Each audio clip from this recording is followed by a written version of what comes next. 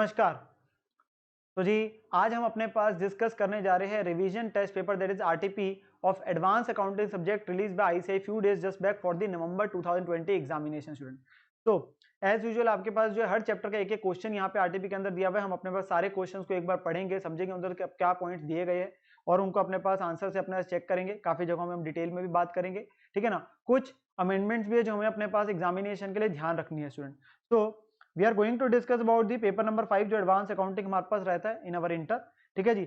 नवंबर 2020 का आपके पास आरटीपी की बात करेंगे ना। जो अमेंडमेंट्स की मैं स्पेसिफिकली बात करूं जो स्टार्टिंग में दे रखी है बेटा, वो तो आपके पास बताई हुई है। जो नॉर्मल शेड्यूल 3 की बैलेंस शीट के लिए है वो हमारे पास कवर करी जाती है, वो एज यूजुअल ही है, वो बहुत पहले की बात है। मेन है हमारे पास जो एक ध्यान रखने वाली चीज है अमेंडमेंट दैट इज एसएलआर है ना, सीआरआर के लेके, जिसके अंदर हमें जो रेट्स अपने पास जो बैंकिंग कंपनीज के चैप्टर में हमें याद रखनी है। यहाँ पे जो एसएलआर का रेट है वो आपके पास एप्लीकेबल होगा 18% फ्रॉम अप्रैल 2020। अप्रैल 11 से आपके पास चेंज हो गया था। हमने जब क्लास में भी अपने डिस्कशन करी थी सो हमने ये अपने बात करी थी कि लास्ट ईयर उन्होंने क्वार्टरली 0.25% करके कम होते जा रहे थे। सो अप्रैल 11 से 18% है जो अभी तक है। और ये क्या होता है स्टैट्यूटरी लिक्विडिटी रेशियो, मतलब कि कितना अमाउंट ऑफ लिक्विडिटी बैंक्स को अपने पास मेंटेन करनी of their net demand and time liabilities. तो वो हमारे पेपर के लिए जो एप्लीकेबल रहेगा वो 18% रहेगा। एंड जो सीआरआर है वो काफी समय से जो चल रहा था वो चल रहा था जी 4%, बट नाउ ऑन आपके पास जो है अभी वो हो चुका है 3%, जो कि आपके पास कर दिया गया था 28 मार्च से। तो 28 मार्च 2020 से उसका रेट 3% कर दिया गया था। जैसे ही आपके पास कोविड वगैरह की बात आई थी तो उसी समय जब लॉकडाउन हुआ था तो उसके में आपके पास जो है एक तरीके से यहाँ पे उन्होंने क्या कर दिया था 3% कर दिया। ये क्या चीज होती है, कितना अमाउंट बेसिकली बैंक्स को विद द आरबीआई रखना है, ठीक है ना। सो वो 4% से घटाकर उन्होंने कितना कितना कर दिया 3%, जो कि हमें एग्जाम्स के लिए अपने पास ध्यान में रखना है स्टूडेंट, ठीक है। नाउ अदर देन दैट एक आपके पास है इनहांस बोरिंग फैसिलिटी जो प्रोवाइड करी गई है बैंक्स को to meet their liquidity shortages. तो उसके लिए उन्होंने कहा है कि वो आपके पास जो करी है बोरिंग फैसिलिटी वो इंक्रीज कर दी है 2% से 3%, ठीक है ना। ये एक जनरल चीज है, नॉट दैट मच एप्लीकेबल। अगर मैं बोलूं कि एग्जामिनेशन पॉइंट ऑफ व्यू से बहुत ज्यादा इंपॉर्टेंट नहीं है। इसके अलावा जो चीजें हैं वो हमारे लिए रेलिवेंट नहीं रहती एज सच, जो पहले भी थी कुछ एनबीएफसी वगैरह के अमेंडमेंट वो पिछली बार कवर हो गई थी। और बाकी जो यहाँ पे दिया हुआ है वो तो आपके बताया कि इंडिया से एप्लीकेबल नहीं, और जो लास्ट ईयर चैप्टर्स की मूवमेंट हुई थी फ्रॉम ग्रुप 1 टू ग्रुप 2 या उसके बारे में चीजें लिखी हुई है, ठीक है ना। नाउ स्टार्टिंग विद द हम अपने पास बात करते हैं, सीधा क्वेश्चंस पे आते हैं। नाउ मैंने हर क्वेश्चन के साथ में ये चीज मेंशन कर रखी है स्टूडेंट की वो जो क्वेश्चन है वो आपके पास जो बच्चे मेरे से पढ़े थे, जिन्होंने मेरी अपने पास पेन ड्राइव ले रखे हैं, जो क्लास के स्टूडेंट्स वगैरह है, उनके लिए मैंने मेंशन कर दिया कि उनका क्लास में जो हम करते हैं अपने पास क्लास क्वेश्चन प्रैक्टिस क्वेश्चन, ये जो क्वेश्चंस आरटीपी के अंदर है वो कौन से सिमिलर या एग्जैक्टली सेम है। सिमिलर वहां पे आ रहा है जहां पे वो question half times 1.5 time 2 times वगैरह क्वेश्चन में आरटीपी कर देते हैं, ठीक है ना। और सेम है जो एग्जैक्टली आपका सेम है तो वो मैंने लिखा हुआ है for the convenience of our student, तो उनके लिए। बाकी मैं वैसे भी आपके पास आरटीपी के सारे पॉइंट्स को हम डिस्कस करेंगे स्टूडेंट, ठीक है ना। सबसे पहला जो क्वेश्चन है वो डिसोल्यूशन ऑफ पार्टनरशिप इनकम का है, जो कि हमारे असाइनमेंट में सिमिलर है प्रैक्टिस क्वेश्चन नंबर 2 की तरह। सो ये क्वेश्चन के अंदर डिसोल्यूशन में उसने किस चीज को कवर किया हुआ है, वो कह रहा है जी अमित सुमित और कुमार पार्टनर्स है जिनके बीच में रेशियो 2:1 है। एक नॉर्मल उनकी बैलेंस शीट दे रखी है और नीचे आपके पास है जी इंफॉर्मेशन में चीजें।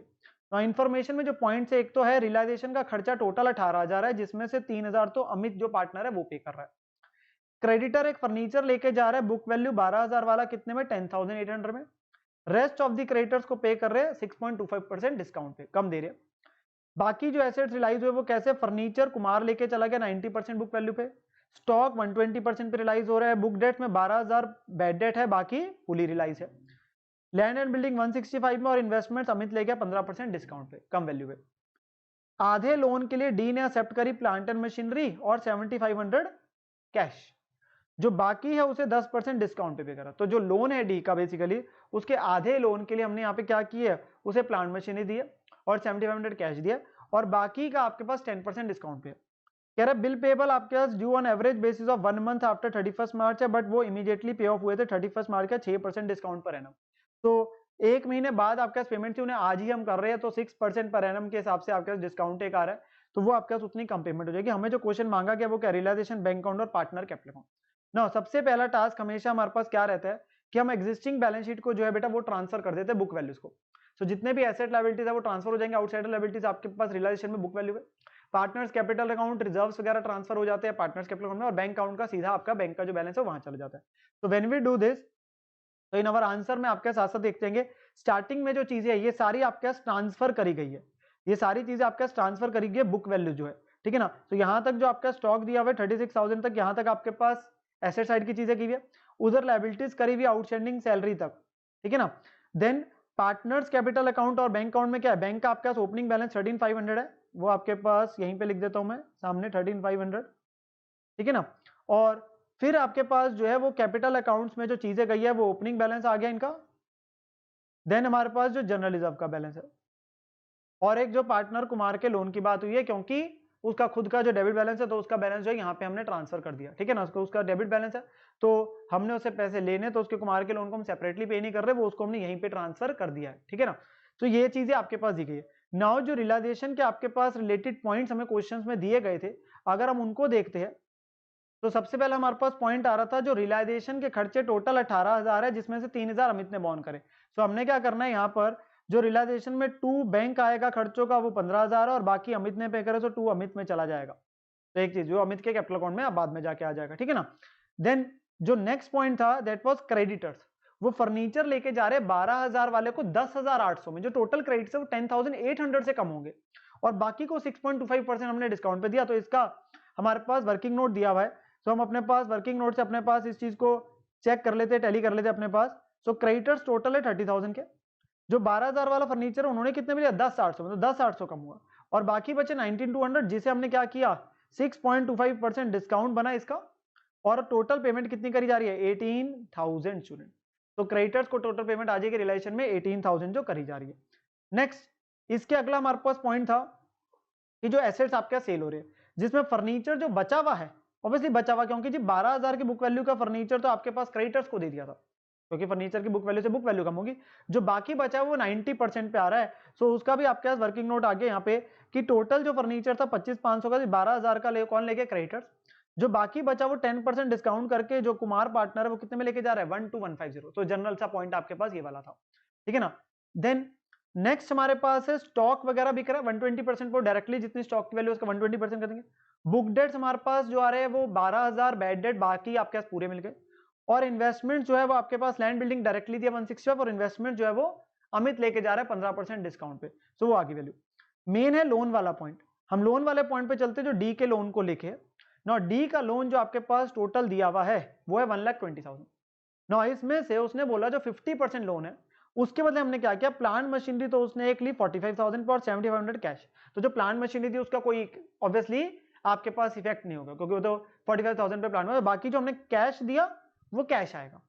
और जो बाकी बचा मतलब 60,000 का लोन जो बाकी आधा बचा, उसमें हमने क्या किया 10% कम पे दे रहे डिस्काउंट पे, तो मतलब कि 10% 60,000 का माइनस क्या 54,000, तो टोटल पेमेंट कितनी हुई 61,500। प्लांट का हम रिकॉर्ड नहीं करते हैं, वो ऑटोमेटिकली प्लांट ट्रांसफर हो चुका है, तो लोन की सेटलमेंट हो रही है, तो वो ऑब्वियसली उसका प्रॉफिट लॉस पे फर्क पड़ जाता है।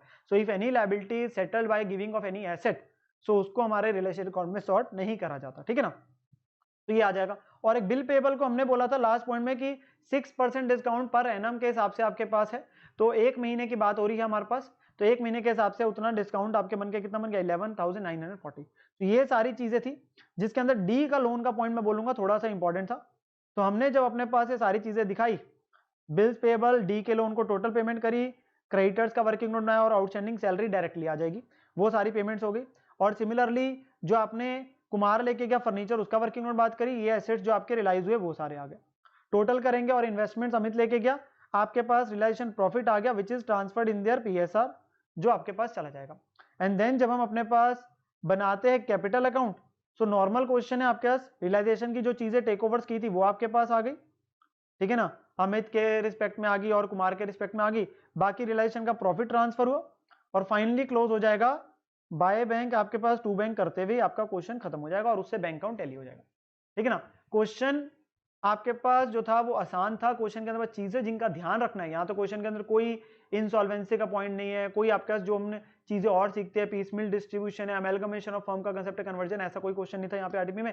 यहाँ पे जनरल डिसोल्यूशन का क्वेश्चन था, तो जनरल डिसोल्यूशन के अंदर हमारे पास क्या होता है स्टूडेंट कि लास्ट में बाय बैंक 2 बैंक करके आपका क्लोज हो जाएगा, क्योंकि कोई इंसॉल्वेंसी का केस नहीं है, ठीक है ना। सो उसके साथ क्वेश्चन ये वाला हमारे पास कंप्लीट हो जाता है। ध्यान रखना था डी का लोन का पॉइंट, क्रेडिटर्स, फर्नीचर वगैरह वो छोटी छोटी चीजें थी, उनका ध्यान रखना था। तो इसके साथ ही आपका फर्स्ट क्वेश्चन होता है। नाउ मूविंग टूवर्ड्स आपका सेकंड क्वेश्चन जो था वो थ्योरेटिकल है, लिमिटेड लायबिलिटी पार्टनरशिप का जो हम करते भी अपने पास क्लास में। सो उसके अंदर 2 क्वेश्चन आ रहे हैं, एक आ रहा है provisions with respect to related to liability of the LLP and partners, तो दोनों के बारे में बताना है कि एलएलपी और पार्टनर्स की लायबिलिटी के रिस्पेक्ट में क्या लिखा गया और किन सर्कमस्टांसेस में एलएलपी को वाउंड अप करा जा सकता है ट्रिब्यूनल के द्वारा, तो वो एक चीज बात करी गई। तो दोनों के अपने पास आंसर को देखते हैं जरा हम लोग। तो यहाँ पे फर्स्ट जो पार्ट है वो है कि एलएलपी और जो पार्टनर्स है उनकी लायबिलिटी को लेके, सो सेक्शन ऐसा आपको इसका याद रखने की इतना जरूरत नहीं है। तो वैसे under section 27(3) obligation of LLP arising out of contract और otherwise solely with the obligation of LLP, तो जो भी एलएलपी के ऑब्वियसली ऑब्लिगेशन है एलएलपी के, क्योंकि पार्टनर्स के आपके पास जो है they are not liable because LLP अपने आप में एक सेपरेट लीगल एंटिटी है, तो LLP will be liable for their contract जो उन्होंने एंटर करे हैं। लिमिटेशंस क्या दे रखी है, liabilities of LLP shall be met out of the properties of LLP, जैसे हमने कहा था अभी हमने बात की कि एलएलपी की लायबिलिटीज जो सेटल होगी वो एलएलपी के एसेट्स को बेचकर होगी, उसमें पार्टनर्स का रोल नहीं है। साथ में partner is not personally liable directly और indirectly for any obligation of LLP rising out of contract solely by the reason of being partner LLP. जी मेन एलएलपी आया ही इसीलिए था आपके पास लिमिटेड लायबिलिटी पार्टनरशिप, क्योंकि एलएलपी की लायबिलिटीज के लिए एलएलपी लायबल है, just like in case of a company the partner will not be liable कि वो सिर्फ पार्टनर है तो इस वजह से लायबल हो जाएगा, एलएलपी के अपने सेपरेट लीगल एंटिटी है। LLP is not bound by anything done by the partner in dealing with the person।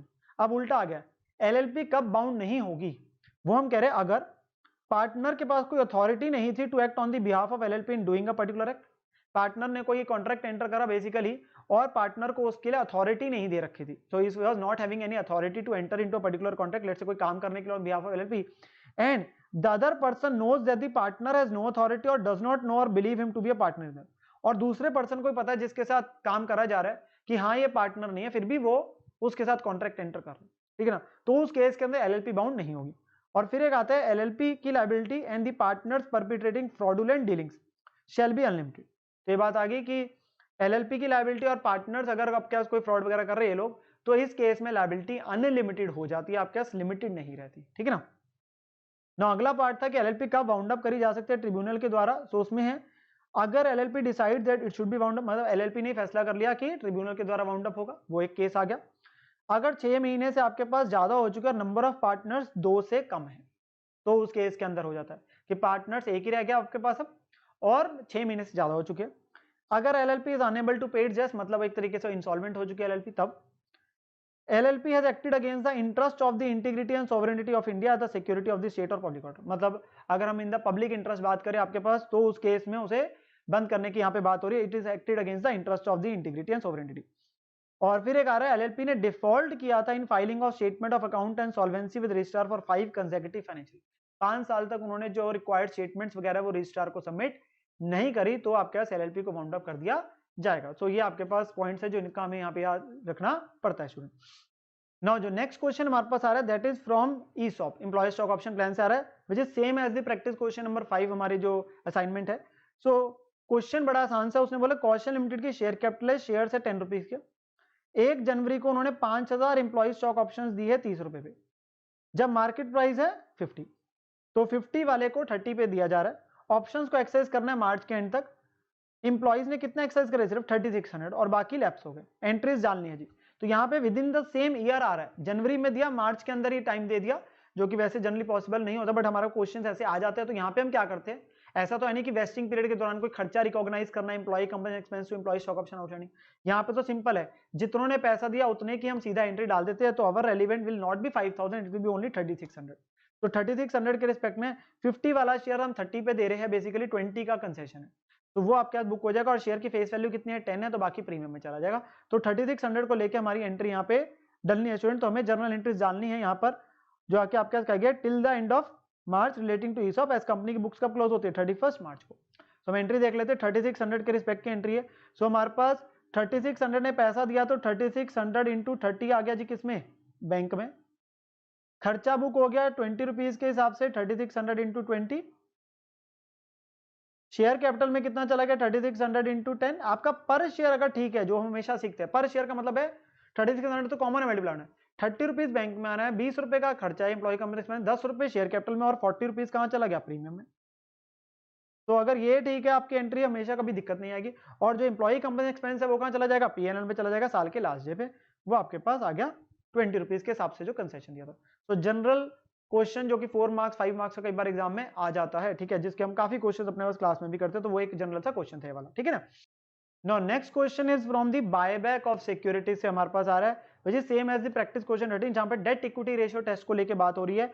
प्रथम लिमिटेड एक नॉन लिस्टेड कंपनी जिसका फॉलोइंग कैपिटल स्ट्रक्चर हमें दिया हुआ है। इक्विटी शेयर कैपिटल दे रखा है आपको 30 लाख का है, रिजर्व सरप्लस में जनरल रिजर्व, सिक्योरिटी में पीएनएल है, रिवैल्यूएशन रिजर्व है और लोन फंड दिए हुए 42 लाख के। नाउ क्वेश्चन क्या कह रहा है, compute by debt equity ratio test the maximum share जिन्हें बॉट बैक करा जा सकता है जब बायबैक का रेट कितना है, 30 रुपीज है। तो शेयर आपके पास फेस वैल्यू 10 का है, हमें 30 रुपीज में बायबैक का ऑफर है, हमें डेट इक्विटी रेशियो के हिसाब से बताना है कि हमारे पास कितने शेयर हम मैक्सिमम बायबैक कर सकते हो। तो डेट इक्विटी रेशियो की कंडीशन क्या है जी, डेट इक्विटी रेशियो की कंडीशन है कि डेट ओवर इक्विटी जो आपका सारा debt equity ratio can not be more than आपके पास 2:1 आपके पास after the buyback, after the buyback 2:1 से ज्यादा नहीं हो सकती। So that is the condition. हम अगर बात करते हैं तो यहां पर when we go to our answer student, तो हमारे लोन फंड्स है 42 लाख के, लोन फंड्स है 42 लाख। सो अगर मैं डेट इज टू इक्विटी की अगर बात करूं अपने पास, तो हम जैसे यहां पे कह रहे हैं कि डेट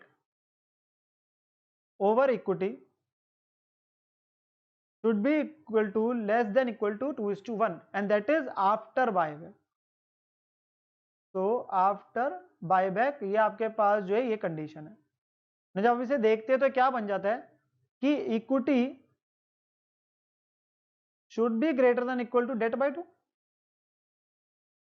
आप इसे ऐसे लिख सकते हैं। तो इसका मतलब क्या हुआ, मिनिमम इक्विटी कम से कम कितनी होनी चाहिए बायबैक के करने के बाद, वो है डेट का आधा, डेट का आधा।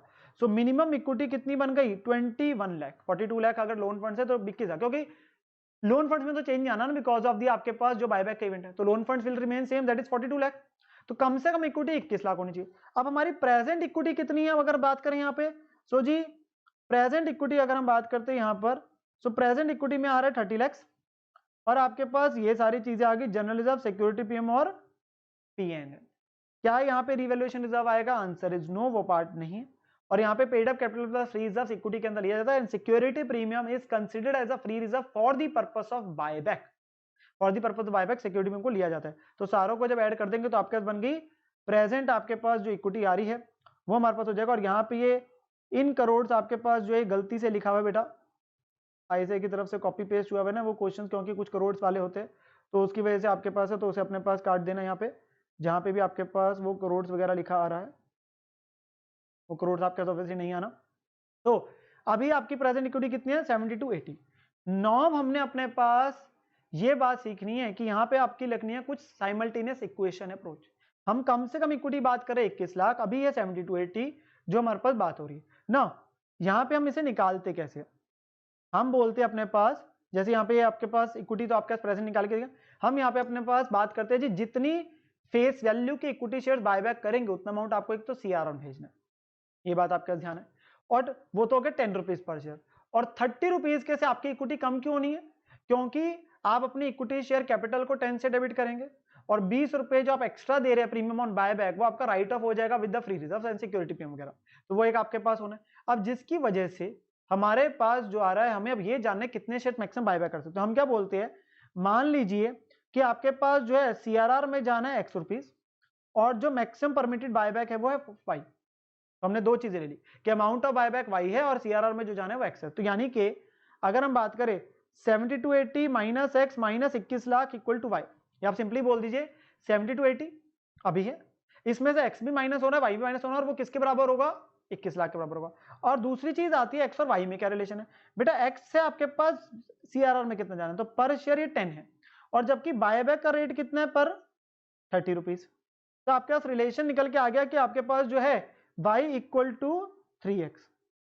अब इसके बाद अगर हम देखेंगे अपने पास तो ये relation y equal to 3x को हम अपने पास ले रहे हैं और एक ये वाली जो इक्वेशन है ये वाली है, इन दोनों को जब सॉल्व करेंगे तो x हमारे पास निकल के आ गया 12,95,000 और y निकल के आ गया 38,85,000। तो ये जब सॉल्व करेंगे, या एक दूसरा तरीका पता है क्या होता है, सिंपली टू से आप करंट आपकी इक्विटी और जो फ्यूचर इक्विटी आप बात कर रहे हैं उन दोनों को डिवाइड बाय 40 कर दीजिए। यहाँ पे 40 से क्यों हम बात कर रहे हैं, क्योंकि 30 रुपीज से तो बायबैक का जितना अमाउंट है वो जाना है और 10 रुपीज सीआरआर में भेजोगे उतने से फ्री रिजर्व कम हो जाएंगे, उतने से भी इक्विटी कम होगी। तो 30 + 10 करके डिवाइड बाय सीधा 40 कर देंगे ना डिफरेंस है 5180 को, तो आपका सीधा ही नंबर ऑफ शेयर्स वाली बात आ जाती है और अमाउंट निकल के आ जाते हैं। सो हमारे पास जो सीआरआर में जाना है और जो आ गया आपके पास तो वो अमाउंट निकल के आते हैं, तो हमारे नंबर ऑफ शेयर जब आप निकालेंगे तो कितने बन के 129,500, जो कि आप सीधा टोटल अमाउंट ऑफ बायबैक से या तो डिवाइड बाय 30 कर दो, या आप जो सीआरआर में जाना था उसे डिवाइड बाय 10 कर दो, तो बात करके आपके पास कितने बन गए shares 129,500। That is the maximum number of shares जो आपके पास बायबैक आप कर सकते हो ताकि आपकी debt equity ratio test fulfil हो जाए। यहाँ पे जो छोटी बहुत गलतियां थी वो थी करोड़ लिखा हुआ था, तो वो वाला सारा आपके पास यहाँ पे कटना था, ठीक है ना। तो ये हमारे पास बायबैक से रिलेटेड क्वेश्चन था जो कि दिया हुआ था क्वेश्चन। ना अगला क्वेश्चन इसी चैप्टर से है, equity share with differential right which same as the practice question 14 student. वो दो सवाल है, पहला है what do you mean by equity shares with differential rights, उसे बताया, और क्या प्रेफरेंस शेयर भी इशू करे जा सकते हैं। तो that is a very general question कि equity share with differential rights का मतलब क्या होता है कि as to dividend voting rights वगैरह हम अपने पास अलग अलग रख के बात करते हैं। So equity share with differential right means shares with dissimilar rights, अलग अलग है rights as to dividend voting या अदरवाइज, एंड प्रेफरेंस शेयर्स को इशू नहीं करा जा सकता विद डिफरेंशियल राइट्स। वैसे तो प्रेफरेंस शेयर होल्डर का जनरली रिस्ट्रिक्टेड वोटिंग राइट्स रहते हैं, ठीक है ना, तो उनको हम वैसे भी with differential voting rights issue नहीं कर सकते, डिफरेंशियल राइट्स। और सेकंड जो पार्ट है वो हमारे पास है जो उन्होंने यहाँ पे वोटिंग को लेकर निकाला हुआ कि अगर प्रेफरेंस वालों के पास भी वोटिंग राइट आता है तो उस केस में कैसे निकाला जाएगा। तो EFGH के पास इक्विटी है इस रेशियो में 30-30-20-20, और STUV के बाद प्रेफरेंस है 40-30-10-20 के बाद। पेड अप कैपिटल आपके पास 120 है और प्रेफरेंस 60 लाख है। कंप्यूट करना है voting rights in case of the resolution of winding up of the company. अब यहाँ पे सबसे पहले तो बात आती है पेड अप कैपिटल जो लिखा होता है ये ऑलवेज इंटरप्रेट करा जाता है paid up equity capital only. Let me be आपके पास क्लियरिंग यू दिस, या पेड अप टोटल नहीं मानते क्योंकि आप टोटल मानोगे तो 60 प्रेफरेंस होगी 60 इक्विटी होगी। यहाँ पे हमेशा ये मानते हैं आपके पास ऐसा जब भी सॉल्व करता है ये पेड अप कैपिटल जब लिख रहा है प्रेफरेंस अलग से दे रहा है तो पेड अप इक्विटी है, ये पेड अप इक्विटी है। अब हमारे पास क्या है, पेड अप इक्विटी आपके पास 120 है और पेड अप रेफरेंस आपके पास जो आ रही है वो आ रही है 60 आ रही है। सो हमारे पास इनकी एक रेशियो निकल गई विच इज 2:1, और उसके बाद आपके पास जैसे जैसे दे रखे तो उन सबके वोटिंग राइट्स निकल के आ जाएंगे। तो अगर हम अपने पास टोटल देखते बेटा तो 120:60 that is 2:1।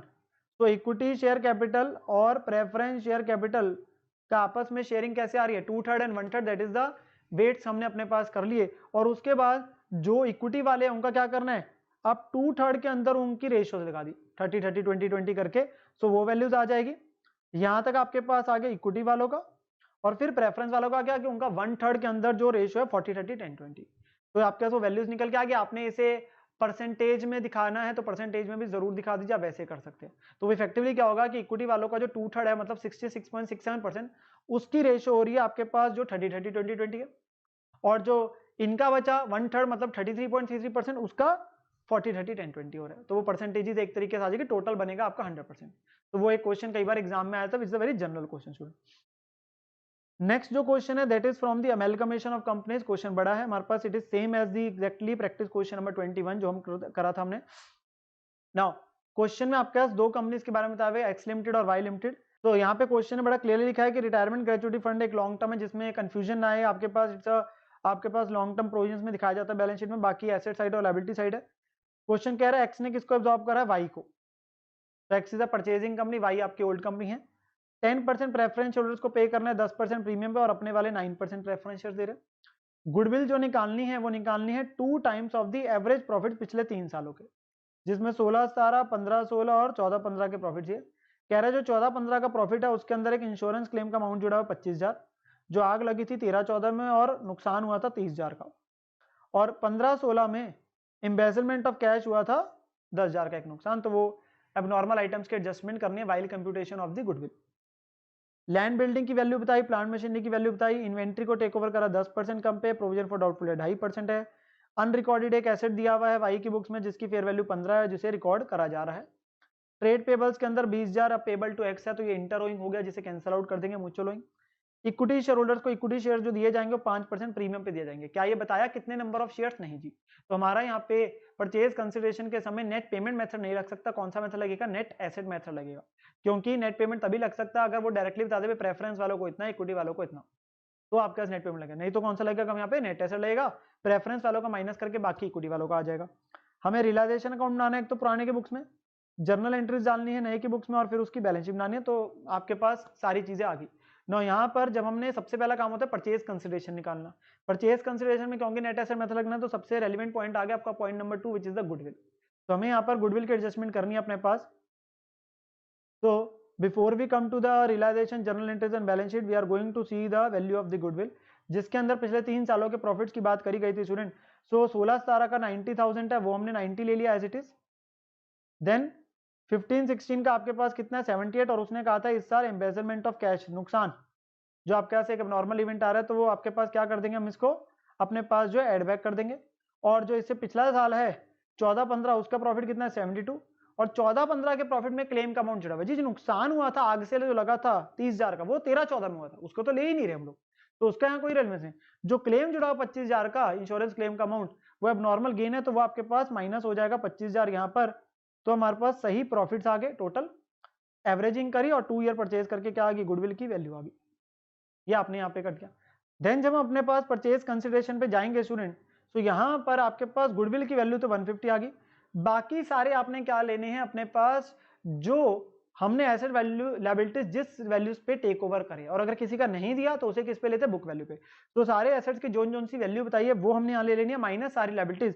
And retirement ग्रेचुइटीज pure आपके पास लायबिलिटी है, लॉन्ग टर्म प्रोविजन में आता है। तो ये सारी चीजें जब माइनस करते हैं, सारे पॉइंट्स करने के बाद, इवन अनरिकॉर्डेड एसेट को भी कंसिडर करने के बाद, तो आपकी परचेज कंसिडरेशन बनती है 15,90,000, जिसमें से प्रेफरेंस वालों को हमने कहा था कि 10% प्रीमियम पे देने की बात करें, 10% एक्स्ट्रा शेयर्स दे रहे हैं, ठीक है ना। सो यहाँ पे प्रेफरेंस के केस में हमेशा बोलते हैं 10% फालतू शेयर दिए जा रहे हैं, अपने वाला पार पे है, नहीं तो कई बार बोल सकते हो सेम शेयर दिए जा रहे हैं प्रीमियम पे।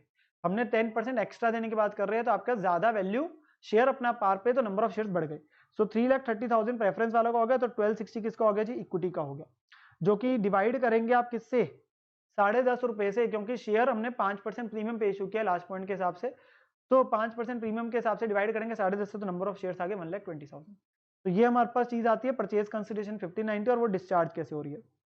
नाउ इसके बाद हमारे पास क्या बनाना था हमने, पुराने की बुक्स में रियलाइजेशन अकाउंट बेटा, विच इज वेरी नॉर्मल। तो सारे एसेट लायबिलिटीज किस पे जाएंगे, at book value, at book value transfer करेंगे।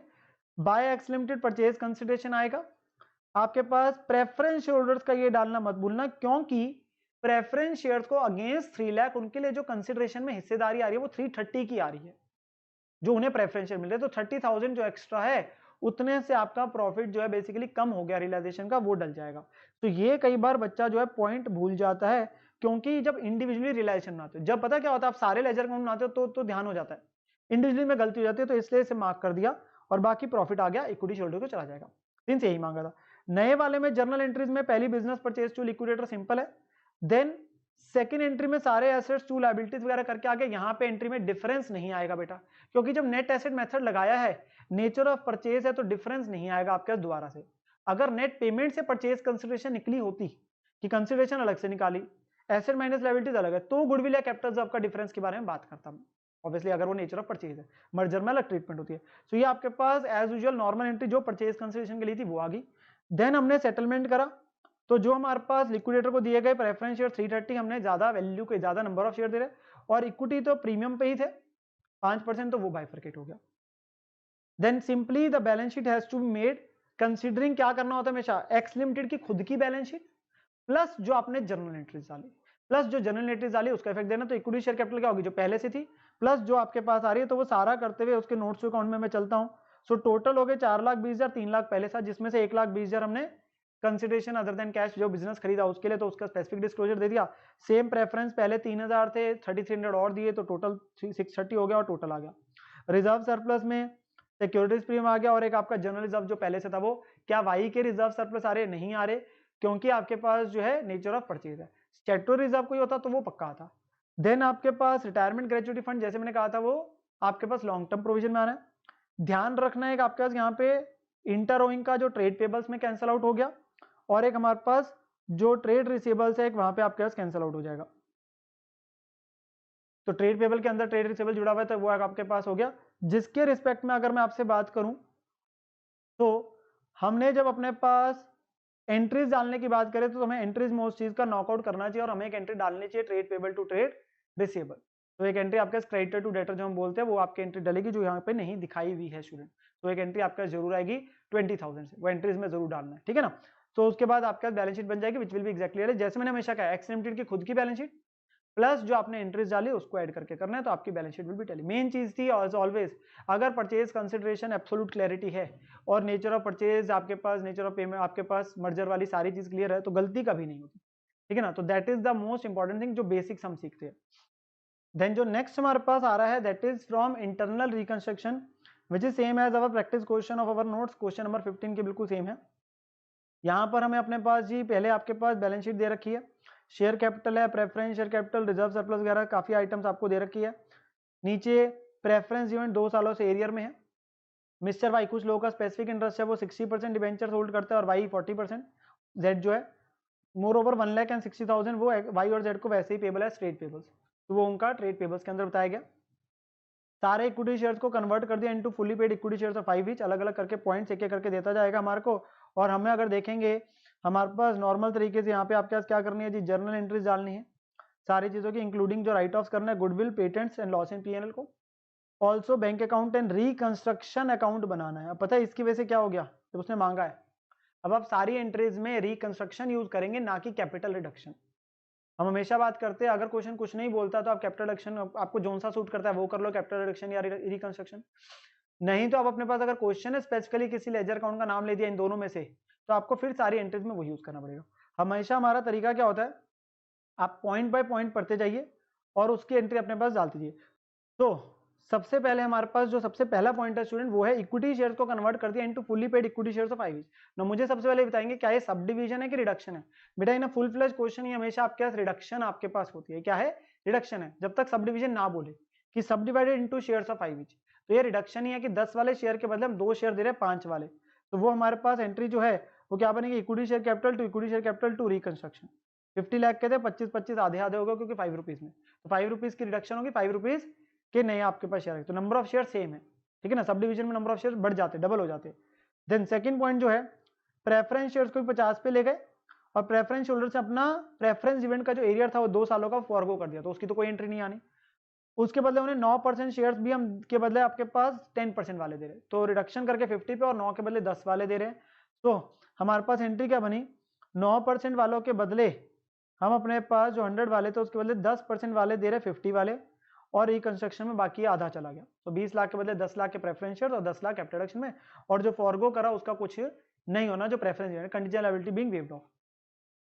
देन वाई और जेड ने 50% तो कैंसल आउट करा अपना respective total debt including interest, और वाई और Z also agree to pay 1,60,000 respectively in cash and उनको 12% डिबेंचर्स मिलेंगे। अब वाई और जेड का ऊपर एक तो स्पेसिफिक इंटरेस्ट यहाँ पे दिया हुआ 60% 40% और रेट पेबल्स में भी, साथ में जो उनका इंटरेस्ट आ रहा है, क्योंकि हमारे पास डिबेंचर्स टोटल 16 लाख के है, पर उसका इंटरेस्ट भी एक तरीके से 1 ईयर का 10% के हिसाब से बन गया है, क्योंकि 10% रेट वाले, तो वो भी तो आपके पास जुड़ेगा टोटल डेट के अंदर, जो ऑब्वियसली ये भी तो किसको ड्यू है, एक्स और वाई और जेड को ही तो ड्यू है, तो वो भी तो हमें ध्यान रखना है। तो पहले हम बात करते हैं अपने पास वाई की। तो वाई का जो आपके पास है वो 60% के हिसाब से हो गया, तो 10% डिबेंचर्स जो 16 लाख का 60% है हमारे पास। देन इसी के ऊपर इंटरेस्ट 10% बन गया, या 160 का 60% कर दीजिए।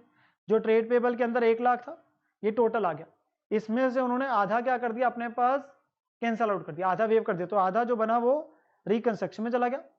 1 लाख उनसे पैसा मिला, वो बैंक में पैसा बढ़ गया, और बाकी के बदले हमने उन्हें क्या दिए थे 12% वेंचर। और यहाँ पे एक एंट्री करेगी, समझना कई बार ना मुश्किल हो जाता है, तो आप कैसे कर सकते हैं, अपनी तोड़ते ही दिखा दीजिए entries. 10% debentures, trade payables, outstanding interest on debentures to Y, तो आप वैसे कर दीजिए, वो बनता 11,56,000। फिर आधा आपके पास वेव हो रहा है, तो वाई टू रिकंस्ट्रक्शन 578, फिर बैंक टू वाई 1 लाख, और फिर वाई टू 12% जो डिबेंचर्स आ रहे 678। तो आप तोड़ तोड़ के दिखाते तो आपके पास 3-4 एंट्रीज वो बन जाती। एंड सिमिलरली आपके पास जो है जेड के रिस्पेक्ट में आया कि जो 40% है, अब 16 लाख का 40% जो डिबेंचर्स आपके पास है, और इंटरेस्ट भी 40% के हिसाब से हो गया, और ट्रेड पेबल्स में 60 जुड़ा हुआ था, उससे पैसा आ रहा है 60,000, आधा जो आपके पास है इसका टोटल का आधा वो इतना बन गया, और बाकी के बदले हमने क्या दे दिया उन्हें 12% डिबेंचर जो कहे गए। ऐसे ही सेम आप जैसे था अपने पास, जैसे मैंने बोला था, आप जैसे वाई की बात की थी वैसे ही जेड में आप 3-4 एंट्रीज करके तोड़ के भी दिखा सकते हैं, ठीक है ना। तो नेक्स्ट एंट्री जो हमारे पास है स्टूडेंट, वो आपके पास क्या है, कह रहा है जो ट्रेड पेबल्स का है other than Y and Z जो टोटल में था उन्होंने 50% फॉरगो कर दिया, तो टोटल ट्रेड पेबल में से वाई और जेड का माइनस करेंगे, उसका 50% जो फॉरगो किया वो हमारे पास सिंपल एंट्री बन गई ट्रेड पेबल्स टू रिकंस्ट्रक्शन वो 340 बचता है, तो 340 का आधा आपके पास हो गया। देन क्वेश्चन ने हमें कहा डायरेक्टर्स ने भी 60% लोन तो वेव कर दिया और बाकी के बदले इक्विटी शेयर ले लिए, तो जितनी टोटल लायबिलिटी है 60% वेवर है, टोटल है 1 लाख, 60% का कैपिटल रिडक्शन बेसिकली रिकंस्ट्रक्शन और 40% के बदले इक्विटी शेयर्स आ गए, तो आसान पॉइंट था ये भी। देन कैपिटल कमिटमेंट 3 लाख की कैंसिल करी on payment of 15,000 as penalty, तो हमने पेनल्टी की एंट्री डालनी है, जो कमिटमेंट्स है उसका कोई नहीं होना आपके पास, वो जो डिस्क्लोजर दिखाते होंगे कंडीशनल लायबिलिटी में वहां से हट जाएगा, कंडीशनल लायबिलिटी एंड कमिटमेंट में, यहाँ तो हम सिर्फ पेनल्टी पे कर रहे हैं, नुकसान है तो रिकंस्ट्रक्शन टू बैंक आ गया, सो रिकंस्ट्रक्शन टू बैंक 15,000 की एंट्री आपके पास दिख जाएगी। देन नेक्स्ट हमारे पास कहा गया था डायरेक्टर्स ने 1 लाख की फीस रिफंड कर दी जो पहले मिली थी, तो पहले मैंने कभी खर्चा रिकॉर्ड करा था वो तो पीएल में चला गया होगा, नुकसान था वो वापिस आ रहे तो फायदा, तो बैंक टू रिकंस्ट्रक्शन हमारे पास 1 लाख आ गया, जो आपके पास ये दिया हुआ है 1 लाख, ठीक है ना। देन नेक्स्ट कह रहा है रिकंस्ट्रक्शन का जो एक्टिविटी में खर्चा लगा हमारा इस एक्टिविटी में 15,000, तो रिकंस्ट्रक्शन टू बैंक 15,000 सिंपली आ गया, ये वाला हमारे पास। फिर इसके बाद जो है हमारे को दिया हुआ है जी टैक्सेशन लायबिलिटी सेटल हुई 75,000 और इमीडिएटली पे कर दी, तो 1 लाख की लायबिलिटी है उसके बदले हम कितना दे रहे हैं अपने पास 75 दे रहे हैं, बाकी का फायदा हो गया आपके पास। So provision for tax 1 lakh, payment करी 75, बाकी रिकंस्ट्रक्शन में चला गया 25। अगर वो कई बार बोल देते सिर्फ लायबिलिटी बढ़ानी है, आपने पेमेंट नहीं करी, तो उस केस में यहाँ पे टू बैंक की जगह टू लायबिलिटी फॉर टैक्स आ जाता, टू बैंक की जगह टू लायबिलिटी फॉर टैक्स आ जाता स्टूडेंट, ठीक है ना। देन जो उसके बाद है बेटा वो इंक्रीज डिक्रीज की चीज आ रही है, वो आसान है, एसेट्स रिवैल्यू करे जिसमें से जिसका इंक्रीज है एसेट का वो एसेट टू रिकंस्ट्रक्शन आ जाएगा, जो डिक्रीज है रिकंस्ट्रक्शन टू सारे एसेट्स आ गए, लायबिलिटी का रिवर्स हो जाता है। सो वो हमने किया और सो राइट ऑफ्स किए हमने, जो राइट ऑफ आपके पास चीजें बताई गई थी वो राइट ऑफ हमने कर दिया अपने पास। वो सारा करने के बाद आपका फाइनली जो कैपिटल जब में जा रहा है वो कितना जा रहा है जी 7,75,000, उसकी आप अलग से एंट्री डाल दीजिए, वो सारा राइट ऑफ्स करने के बाद और वो अकाउंट बन के आपके पास आएगा, उसके बाद आपके पास बन जाएगा जो अकाउंट बन के फाइनली निकल के आ रहा है हमारा 7,75,000। एक साथ में क्वेश्चन ने हमें कहा था कि आपने क्या करना बैंक अकाउंट भी बना देना, तो बैंक की जितनी एंट्रीज है वो अपने पास दिखाएंगे, फाइनली आपका इसमें बैलेंस कैरी डाउन निकल के आ जाता है 55,000। मेन है ऑब्वियसली एंट्रीज वाला पार्ट एंड आईआर का चैप्टर वैसे ही बड़ा आपके पास आसान सा रहता है जनरली, ठीक है ना। सो अगेन एज पर एक एक पॉइंट पढ़ते चलो और अपने पास करते चलो। इस क्वेश्चन में आपके पास कोई मेजर ऐसा नहीं मैं बोलूंगा कि कोई पॉइंट था स्टूडेंट, ठीक है ना, कि कोई नया आपके पास चीज आ गई, नॉर्मल चीज है बस। वो इक्विटी शेयर कैपिटल का जो पहला पॉइंट था जैसे converted into shares of 5 each, वहां कई बार बच्चा उसे सब डिवीजन ले लेते हैं, आपके पास फुल फ्लेज स्कीम के अंदर वो हमेशा रिडक्शन है, नहीं तो कैपिटल रिडक्शन में अमाउंट कैसे आएगा और जिससे हम कल को लॉसेस कैसे राइट ऑफ करेंगे, जो मेन मकसद है, ठीक है ना। तो यहाँ पे सब डिवाइड जब तक नहीं लेता हम तब तक नहीं मानते उसे, ठीक है ना। नेक्स्ट क्वेश्चन है लिक्विडेशन का, जो कि सिमिलर क्लास क्वेश्चन 8 का था, लिक्विडेटर स्टेटमेंट ऑफ अकाउंट को लेके बात हो रही है। यहाँ पे कंपनी को रिजॉल्व करा जा रहा है, बंद हो रही है, उसका ट्रायल बैलेंस दिया हुआ है जिसके अंदर डेबिट बैलेंस जो है fixed asset inventory book debts cash है, यहाँ पे पीएनएल है लॉस, प्रेफरेंस और इक्विटी शेयर्स दिए हुए हमें 2000 इक्विटी शेयर 100 वाले 75 पेड अप है, बैंक लोन है सिक्योरिटी ऑफ स्टॉक में और ट्रेड पेबल है। एसेट रिलाइज हुए आपके पास 5,000 का, तो कमीशन भी है जो पे हो रही है, ये एसेट रिलाइज हुए जिसमें से इन्वेंट्री वाले का थोड़ा सा ध्यान रखना है, वो हमारा कौन सा है जो एसेट को सिक्योरिटी के तौर पे दिया था लोन फ्रॉम बैंक के लिए। कॉल जब पार्टली पेड शेयर्स पे मंगाई तो 200 वालों से आपके पास पैसा नहीं मिला, तो 2000 में से सिर्फ 1800 रुपए से पैसे आ रहे होंगे, ठीक है ना। Liquidator statement of receipt and payment बनाना है, लिक्विडेटर स्टेटमेंट ऑफ अकाउंट बनाना है। यहाँ पे भी डील विद एक्चुअल कैश कितना आ रहा है और जा रहा है, तो जब हम इसका आंसर देखते हैं स्टूडेंट, बड़ा 40 है, पैसे जो आ रहे हैं फिक्स्ड एसेट्स 168, इसका आपके पास सरप्लस आ गया 10,000, चाहे आप अलग से दिखा दीजिए लोन फ्रॉम बैंक माइनस करके, और बुक डेट्स तो आपके पास अलग से दिखाने का मतलब ये है कि पेमेंट साइड में नहीं, आप नीचे पहले एसेट रिलाइज आए थे जो जनरल वाले जिन्हें सिक्योरिटी के तौर पे नहीं दिया, उसमें आते सिर्फ फिक्स्ड एसेट और बुक डेट, और जो सरप्लस वाला है वो अलग से दिखाए थे उसका 10,000 आता यहीं पे। रेमुनरेशन 5,000 पे करी थी, ट्रेड पेबल्स वाले पे हो गए, प्रेफरेंस होल्डर्स के बारे में बात आ रही है जो पेमेंट हो रही है, क्योंकि यहाँ पे कोई अलग से प्रेफरेंशियल वगैरह और कुछ नहीं है। जब पेमेंट मंगाई जा रही है तो 1800 से आएगी। अब यहाँ पे हम कैसे करते हैं अपनी इक्विटेबल सेटलमेंट, हमारे पास जो सरप्लस पड़ा है बिफोर आपके पास प्रेफरेंस को देने के पहले वो पड़ा है 93, नोशनल कॉल 1800 से आएगी 25 रुपए की, तो टोटल लगा 138, जिसमें से प्रेफरेंस को दिया 1 लाख, या प्रेफरेंस को देने के बाद ही करते तो बेटा उसमें आपका 7,000 का डेफिसिट आता, तो 7,000 के डेफिसिट में हम क्या बोलते हैं, पहले नोशनल कॉल 1800 से 25 की मंगाई पूरी, तो हमारे पास अवेलेबल जो सरप्लस है वो कितना निकल गया है 38,000, जो कि डिवाइड करना है टोटल शेयर्स कितने हैं। तो हमारे पास जी क्वेश्चन के अंदर दो प्रकार के हैं, एक आपका 2000 थे 100 वाले 75 पेड अप, जो कि हमारे पास जिनमें से 1800 से आए 25 रुपए, और जो 2000 हमारे कौन से है, जो फुली पेड अप है। सो टोटल कितने हो गए, 3800 हमारे पास हो गए। 3800 को जब हम अपने पास डिवाइड करेंगे तो पर शेयर कितना आ गया, 10। तो जो फुली पेड अप है उनको तो 10 का रिफंड होना है, और जो ये 1800 वाले थे इनसे 25 मंगा रहे हैं, 10 वापस करना, तो नेट पे 15 मंगा लेंगे, तो इक्विटेबल सेटलमेंट होगी दोनों की। सो फाइनली 2000 वालों को 10 रुपए जा रहे हैं और 1800 वालों से 15 रुपए मंगाए जा रहे हैं, तो उसके साथ आपकी ये इक्विटेबल सेटलमेंट भी हो जाती है, ठीक है ना। तो ये आपके पास क्वेश्चन बड़ा छोटा सा था, ये आपके पास उस पॉइंट से रिलेटेड था मेनली, अगर मैं बात करूं कि जहां पे कुछ लोगों ने पैसा नहीं दिया होता, नहीं तो सबसे दिया होता है तो पूरा लेते हम लोग, कुछ नहीं बोलता है क्वेश्चन, तो ठीक है ना। नाउ जो नेक्स्ट क्वेश्चन था बैंकिंग कंपनी से रिलेटेड आपके पास आ रहा है, दो पार्ट है। पहला पार्ट एनपीए है कि नहीं है, वो कैश क्रेडिट ओवरड्राफ्ट वाले के केस में बात करने जा रहा है, वो same as practice question third है, और एक आपका रिबेट ऑन बिल डिस्काउंटेड से रिलेटेड है। तो पहले पार्ट पे चलते हैं कि कैश क्रेडिट अकाउंट एनपीए है कि नहीं है, जिसके अंदर हम क्या बोलते हैं जी, कंडीशंस है कि अकाउंट जो है वो आउट ऑफ ऑर्डर हो जाए 90 डेज से ज्यादा तो एनपीए बनता है, जिसमें हम बोलते हैं या तो आउटस्टैंडिंग बैलेंस जो है वो सैंक्शन लिमिट ड्रॉइंग पावर से ही ज्यादा रहा, या वो बैलेंस तो कम है आउटस्टैंडिंग बैलेंस है, पर कोई क्रेडिट्स नहीं हुए, या जो क्रेडिट्स हुए वो सफिशिएंट नहीं है, जो जितना इंटरेस्ट लगा उतने से भी कम है, तो उस केस के अंदर एनपीए बनता है। तो यहाँ पर अगर हम देखें सैंक्शन लिमिट और ड्राइंग पावर दे रखे, इन दोनों में से जो रेलिवेंट वैल्यू होती है, हम जनरली बोलते हैं the relevant value between sanction limit and drawing power is the drawing power, but exactly is the drawing power की जो on the base of statement जो आप सबमिट करते हैं बैंक को at the prescribed intervals monthly quarterly, उसके base पे जो आपके एक बार अवेलेबल अमाउंट आप कितना मैक्सिमम विड्रॉ कर सकते हो, और सैंक्शन का जो ओवरऑल सैंक्शन कर दिया गया for a period of 1 year 2 year, तो इन दोनों में से जनरली लोअर लिया जाता है। सो और अमाउंट आउटस्टैंडिंग कितना है, 48 एंड 30। अगर हम देखें अमाउंट आउटस्टैंडिंग तो दोनों केस के अंदर कम ही आ रहा है, पर पहले केस में इंटरेस्ट लगा 384, टोटल क्रेडिट आपके पास कुछ भी नहीं है, तो इस केस में वो एनपीए बन गया, क्योंकि जो इंटरेस्ट लगा वही पे नहीं कर पाए। सेकंड केस में अमाउंट भी कम था और जो अमाउंट डिपॉजिट कराया वो इंटरेस्ट से ज्यादा है, तो वहां एनपीए नहीं है, तो पहले केस में एनपीए बनेगा क्योंकि कोई क्रेडिट्स नहीं है, एटलीस्ट इंटरेस्ट जितना तो पे करना था। सेकंड केस में वो पी है which is not an NPA अगर मैं बोलूं। So when we see the answer, तो सबसे पहले केस में हम अगर देखें तो वही चीज लिखी हुई है, पहले केस में एनपी है, दूसरे केस में एनपीए नहीं है, जिसे आप सिंपली क्या बोल सकते हैं, इट इज अ पी, ठीक है ना। Then the second part of the question is about the rebate on bill discounted concept, जिसमें आपके पास ईयर एंड का ट्रायल बैलेंस दे रहा है, जिसमें एक ओपनिंग रिबेट दे रहा है कितना डिस्काउंट मिला और जो बिल्स बचे रह गए। अब यहाँ पे करने का तरीका क्या होता है, हमेशा हमारे पास करने का तरीका होता है, हमें डेज निकालने होते हैं आफ्टर 31 मार्च।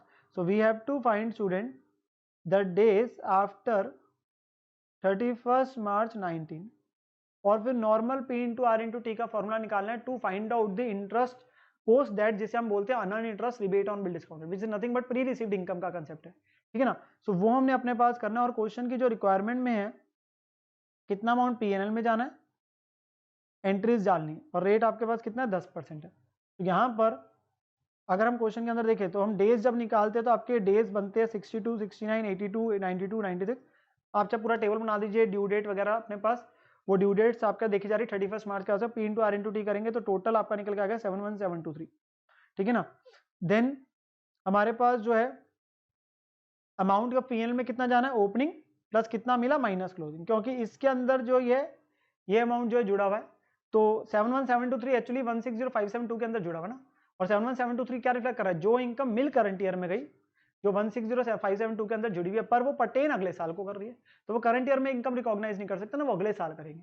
और ऐसे जो पिछले साल मिल गई थी, जो थी इस साल की, उन्हें इस साल में कर लिया, वो ओपनिंग हो गया, तो इतना अमाउंट पीएनएल में जाएगा। और एंट्रीज क्या डलती है, जो ओपनिंग वाला है वो आपका इनकम अकाउंट में चला जाएगा, तो rebate on bill discounted to discount on bill.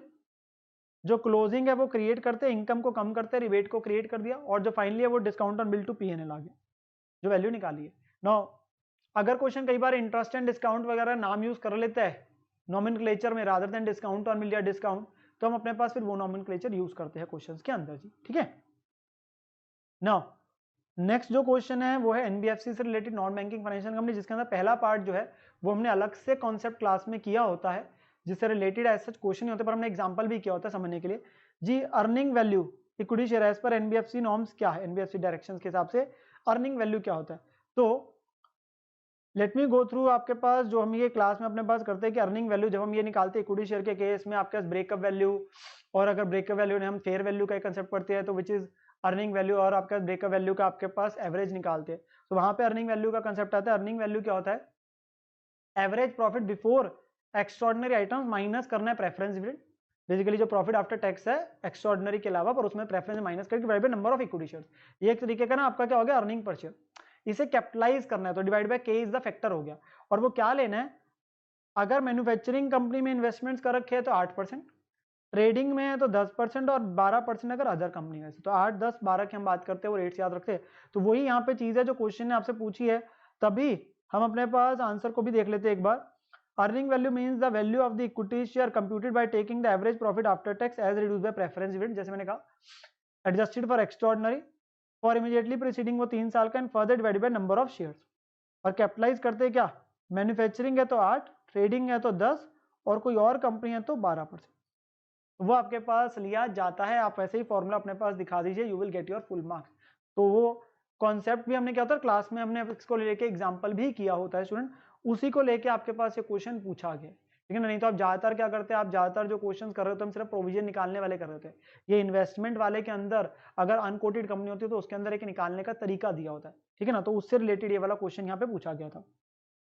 Then अगले वाला तो बहुत आसान है, एनबीएफसी एडवांसेस दे रखे हैं आपको, जिसके अंदर स्टैंडर्ड नहीं दिए हुए, आपके पास कहा गया प्रोविजन का अमाउंट बताना which must be made NBFC non systematically important के हिसाब से।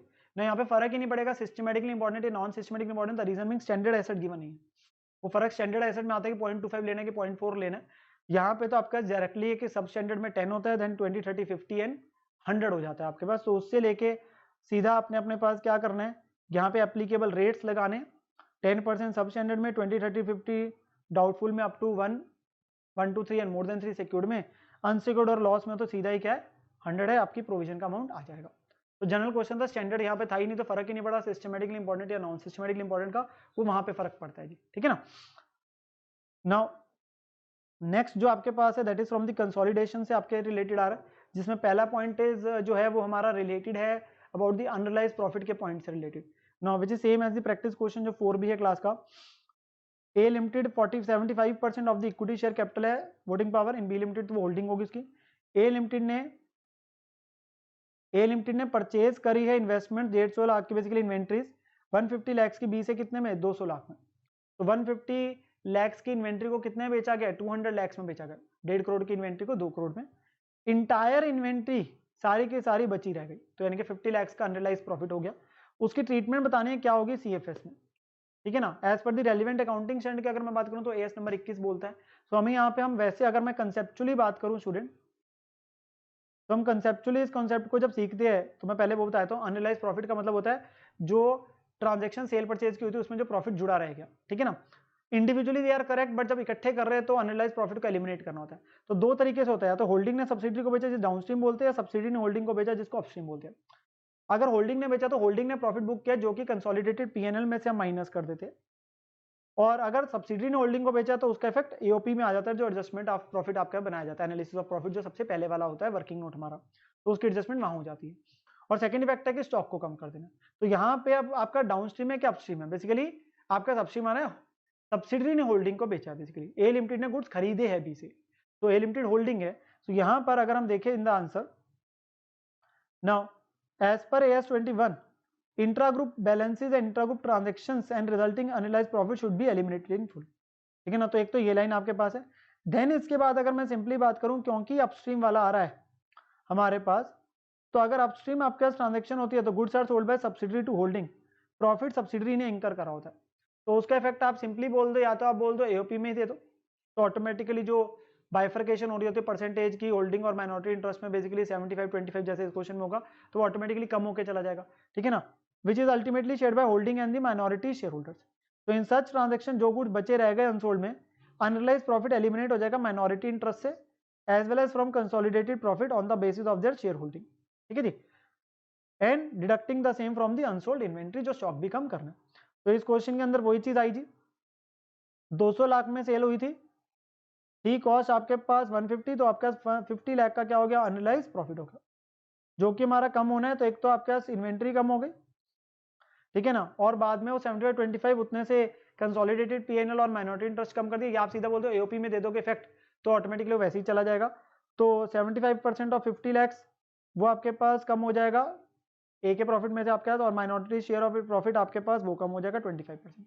या आप सीधा बोल दो एओपी में 50 लैक्स कम हो जाएगा प्रॉफिट से, तो उस केस के अंदर ऑटोमेटिकली जो हिस्सा कंसोलिडेटेड पीएनएल में जा रहा है होल्डिंग का 75% और 25% माइनॉरिटी में वो ऑटोमेटिकली कम चले जाएंगे, ठीक है ना। तो वो आपके पास ये पॉइंट आ जाता है, this is about unrealised profit.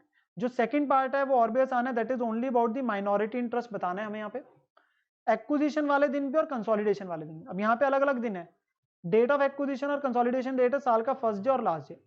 Share capital PNL दोनों को ऐड करके करना है, और माइनॉरिटी क्या होगा होल्डिंग का माइनस करके। अब यहाँ पे होल्डिंग की परसेंटेजेस दे रखी है, सब्सिडरी कंपनीज दे रखी है और परसेंटेजेस बताई हुई है जी। अब हमने माइनॉरिटी इंटरेस्ट लेना तो डिफरेंशियल हो गया 100 में से, तो 10 हो गया पहले में, फिर 25% हो गया आपके पास। नाउ सिंस माइनॉरिटी इंटरेस्ट निकालना तो कॉस्ट का भी कोई रेलेवेंस नहीं रहा, that will be for the cost of control. वो तो 90% को कितने में एक्वायर किया उसके तो कॉस्ट ऑफ कंट्रोल के लिए होगा, वो यहाँ पूछा ही नहीं है। तो हमने सिमिलर क्लास क्वेश्चन फिफ्थ करा था, वहां पे तो सारी चीजें निकाली थी वो क्वेश्चन जब हमने किया था। यहाँ पे सिर्फ क्या पूछा आपके पास, सिर्फ माइनॉरिटी इंटरेस्ट बताना है बेटा, सिर्फ माइनॉरिटी इंटरेस्ट। तो आपने 10% 25% अलग अलग केस में लेना है। ओपनिंग वाले में क्या करना है, इन दोनों को ऐड करके 10%, और क्लोजिंग वाले में इन दोनों को ऐड करके 10%, ठीक है ना। वो ओपनिंग और क्लोजिंग माइनॉरिटी इंटरेस्ट आ जाएगा। तो वैसे वैल्यूज करने, जैसे पहले का चेक कर लेते, 10% लेना है, तो हमारे पास वो उन्होंने ए बी करके लिखा हुआ है ABCD। तो पहले में 10% ओपनिंग वाले का ऊपर बना A + B, that is your opening share capital and PNL.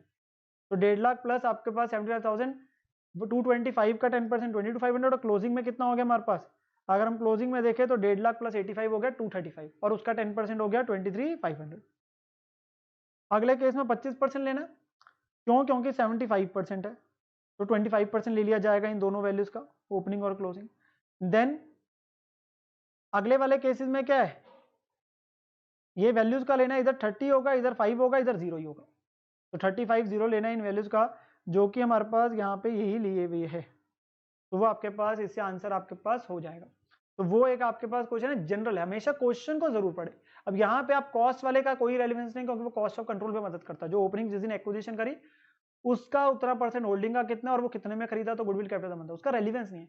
और जो बाद में पीएनएल के अंदर चेंज आ रहा है वो कंसोलिडेटेड पीएनएल में जा रहा होता है, होल्डिंग का हिस्सेदारी, उसका पूछा ही नहीं है जब, तो हमें बताने की जरूरत नहीं है। पूछा माइनॉरिटी इंटरेस्ट है तो काफी इंफॉर्मेशन रिडंडेंट हो जाती है, ठीक है ना। Then is the questions which are relating to the accounting standards. आगे पहला आ रहा है contingency and events occurring after balance sheet date AS number 4 से, which is similar to practice question 7 student.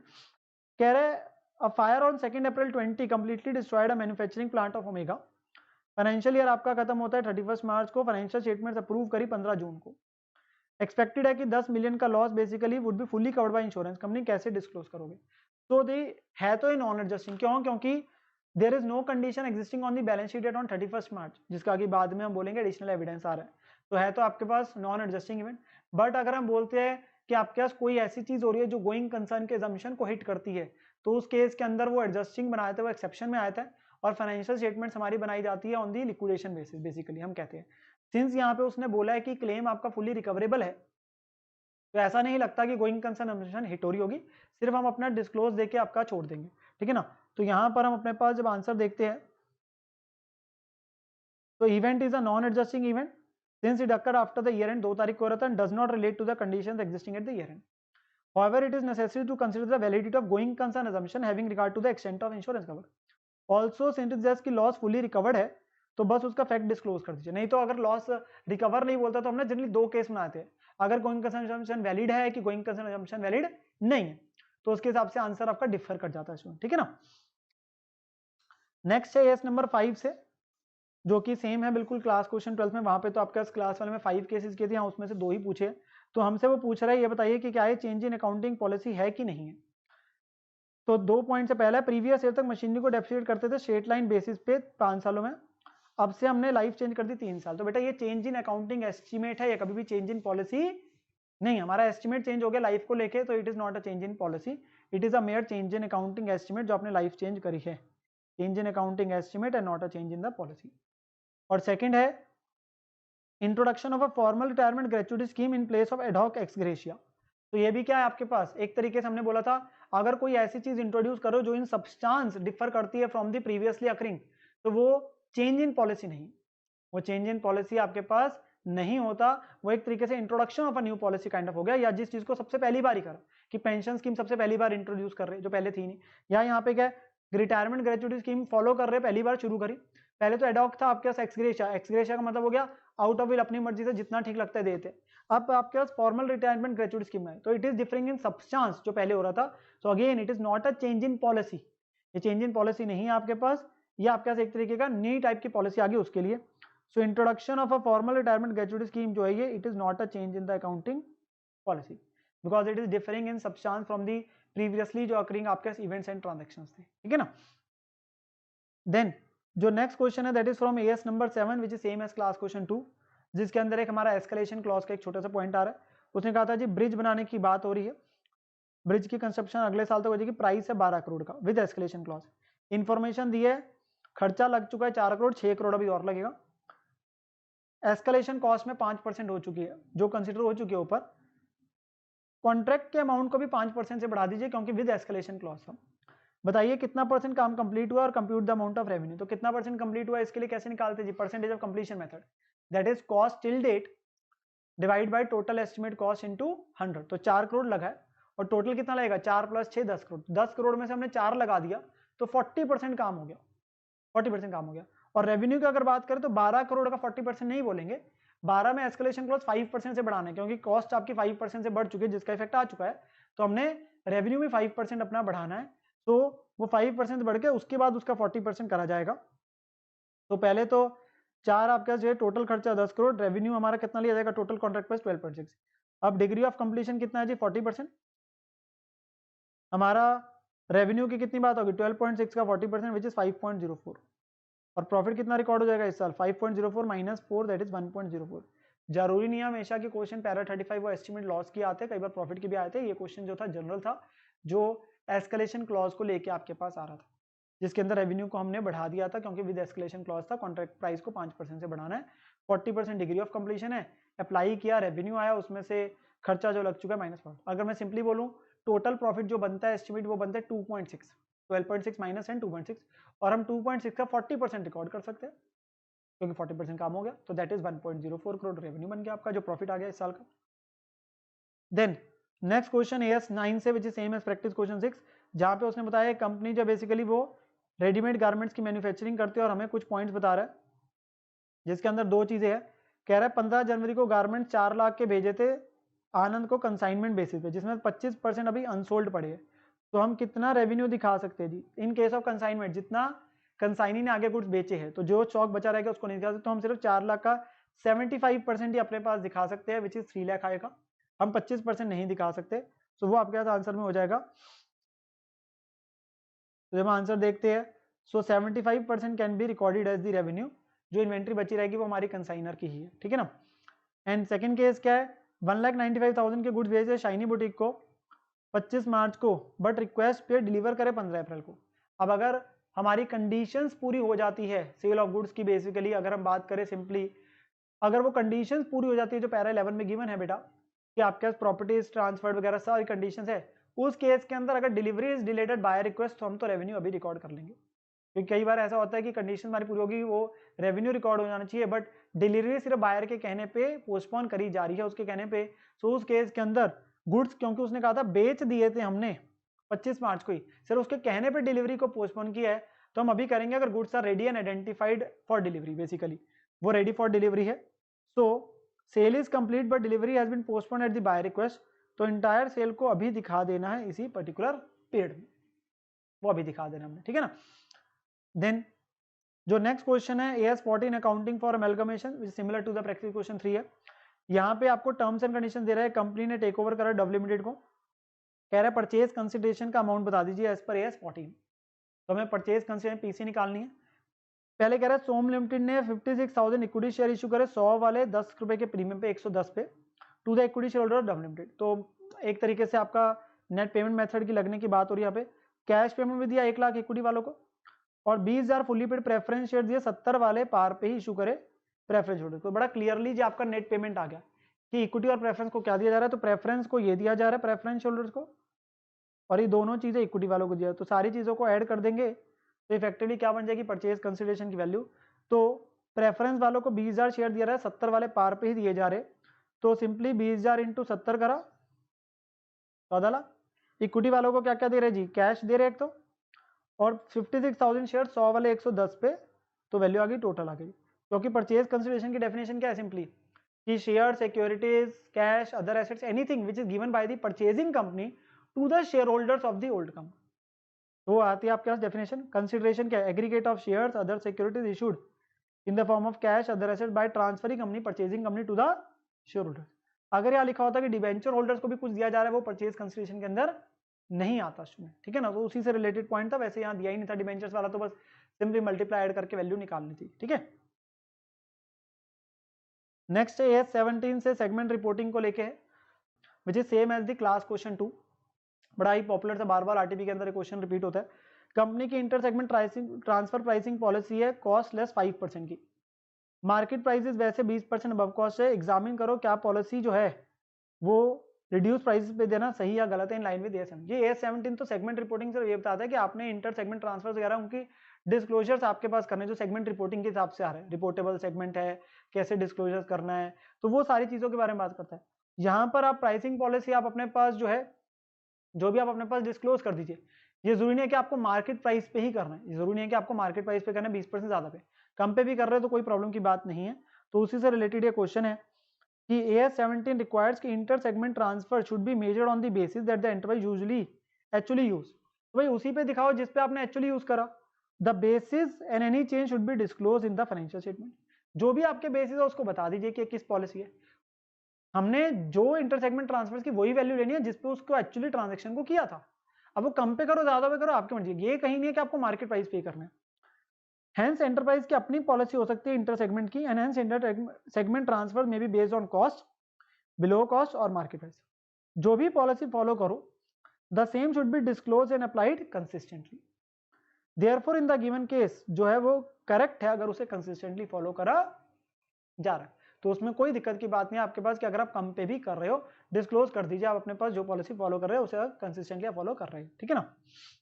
Now next question is of AS number 18 related party transaction, जिसके अंदर दो चीजें पूछी गई है हमें। एक तो आइडेंटिफाई करने related parties in the following cases. पहले में है एक्स लिमिटेड 60% होल्ड करता है वाई के, तो अगर मैं यहाँ पे बताऊं तो एक कंपनी एक्स है एक वाई है, एक्स इसके कितने परसेंट शेयर ओन कर रहा है जी 60%, वाई होल्ड करता है डब्ल्यू के, तो वाई होल्ड डब्ल्यू के करता है कितने 55%, और जेड भी होल्ड करते हैं डब्ल्यू में, जेड डब्ल्यू में होल्ड कर रहे हैं कितने परसेंट 35%, और हमें रिलेटेड पार्टी की बात करनी है।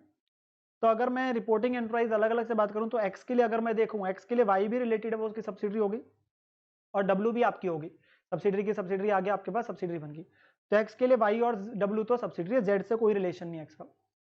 सेम फॉर वाई, उसकी एक्स होल्डिंग है वाई के लिए, और डब्ल्यू उसकी सब्सिडरी है, तो वो आपके पास रिपोर्ट आपके पास आ जाएगा। डब्ल्यू के नजरिए से देखूं तो उसके लिए आपके पास वाई आ गया जो उसकी होल्डिंग है, और जेड में बेसिकली वो एसोसिएट वाला जो केस आ जाता है, ठीक है ना, 50% से कम है। एंड जेड के लिए डब्ल्यू आपके पास है जो एसोसिएट और इन्वेस्टर इन्वेस्टिंग रिलेशनशिप वाला था, कि अगर आपके एसोसिएट है तो आप भी उसे रिलेटेड दिखा रहे हो, और जो एसोसिएट है वो भी आपको रिलेटेड दिखा रहा है क्योंकि आपने उसमें इन्वेस्टिंग करके। तो पर एक्स और वाई का जेड से कोई रिलेशन है वो अपनी में रिलेटेड नहीं दिखाएंगे, वो अपनी में रिलेटेड नहीं दिखाएंगे, डब्ल्यू अपनी में रिलेटेड जेड को जरूर दिखा देगा, तो उसी से रिलेटेड क्वेश्चन है। तो यहां पर अगर हम पढ़े एक्स वाई एंड डब्ल्यू तो रिलेटेड है, जेड और डब्ल्यू रिलेटेड आ रहे हैं, एसोसिएट रिलेशन है। However, neither X limited nor Y limited is related to Z and vice versa. Since ना कंट्रोल है ना सिग्निफिकेंट इन्फ्लुएंस है, ये आपके पास पैरा 3A और पैरा 3B से जो आपके पास चीजें आती है वहां से रिलेटेड पार्टी रिलेशनशिप निकल के आ रहे हैं, उससे रिलेटेड ही बात हो रही थी, ठीक है ना। देन अगले वाला आ रहा है, हिमालय लिमिटेड ने गुड्स बेचे 40 लाख के अरावली लिमिटेड को इस साल में 31 मार्च 19 में। Managing director of Himalaya own करता है 80% शेयर्स अरावली के। तो कंपनी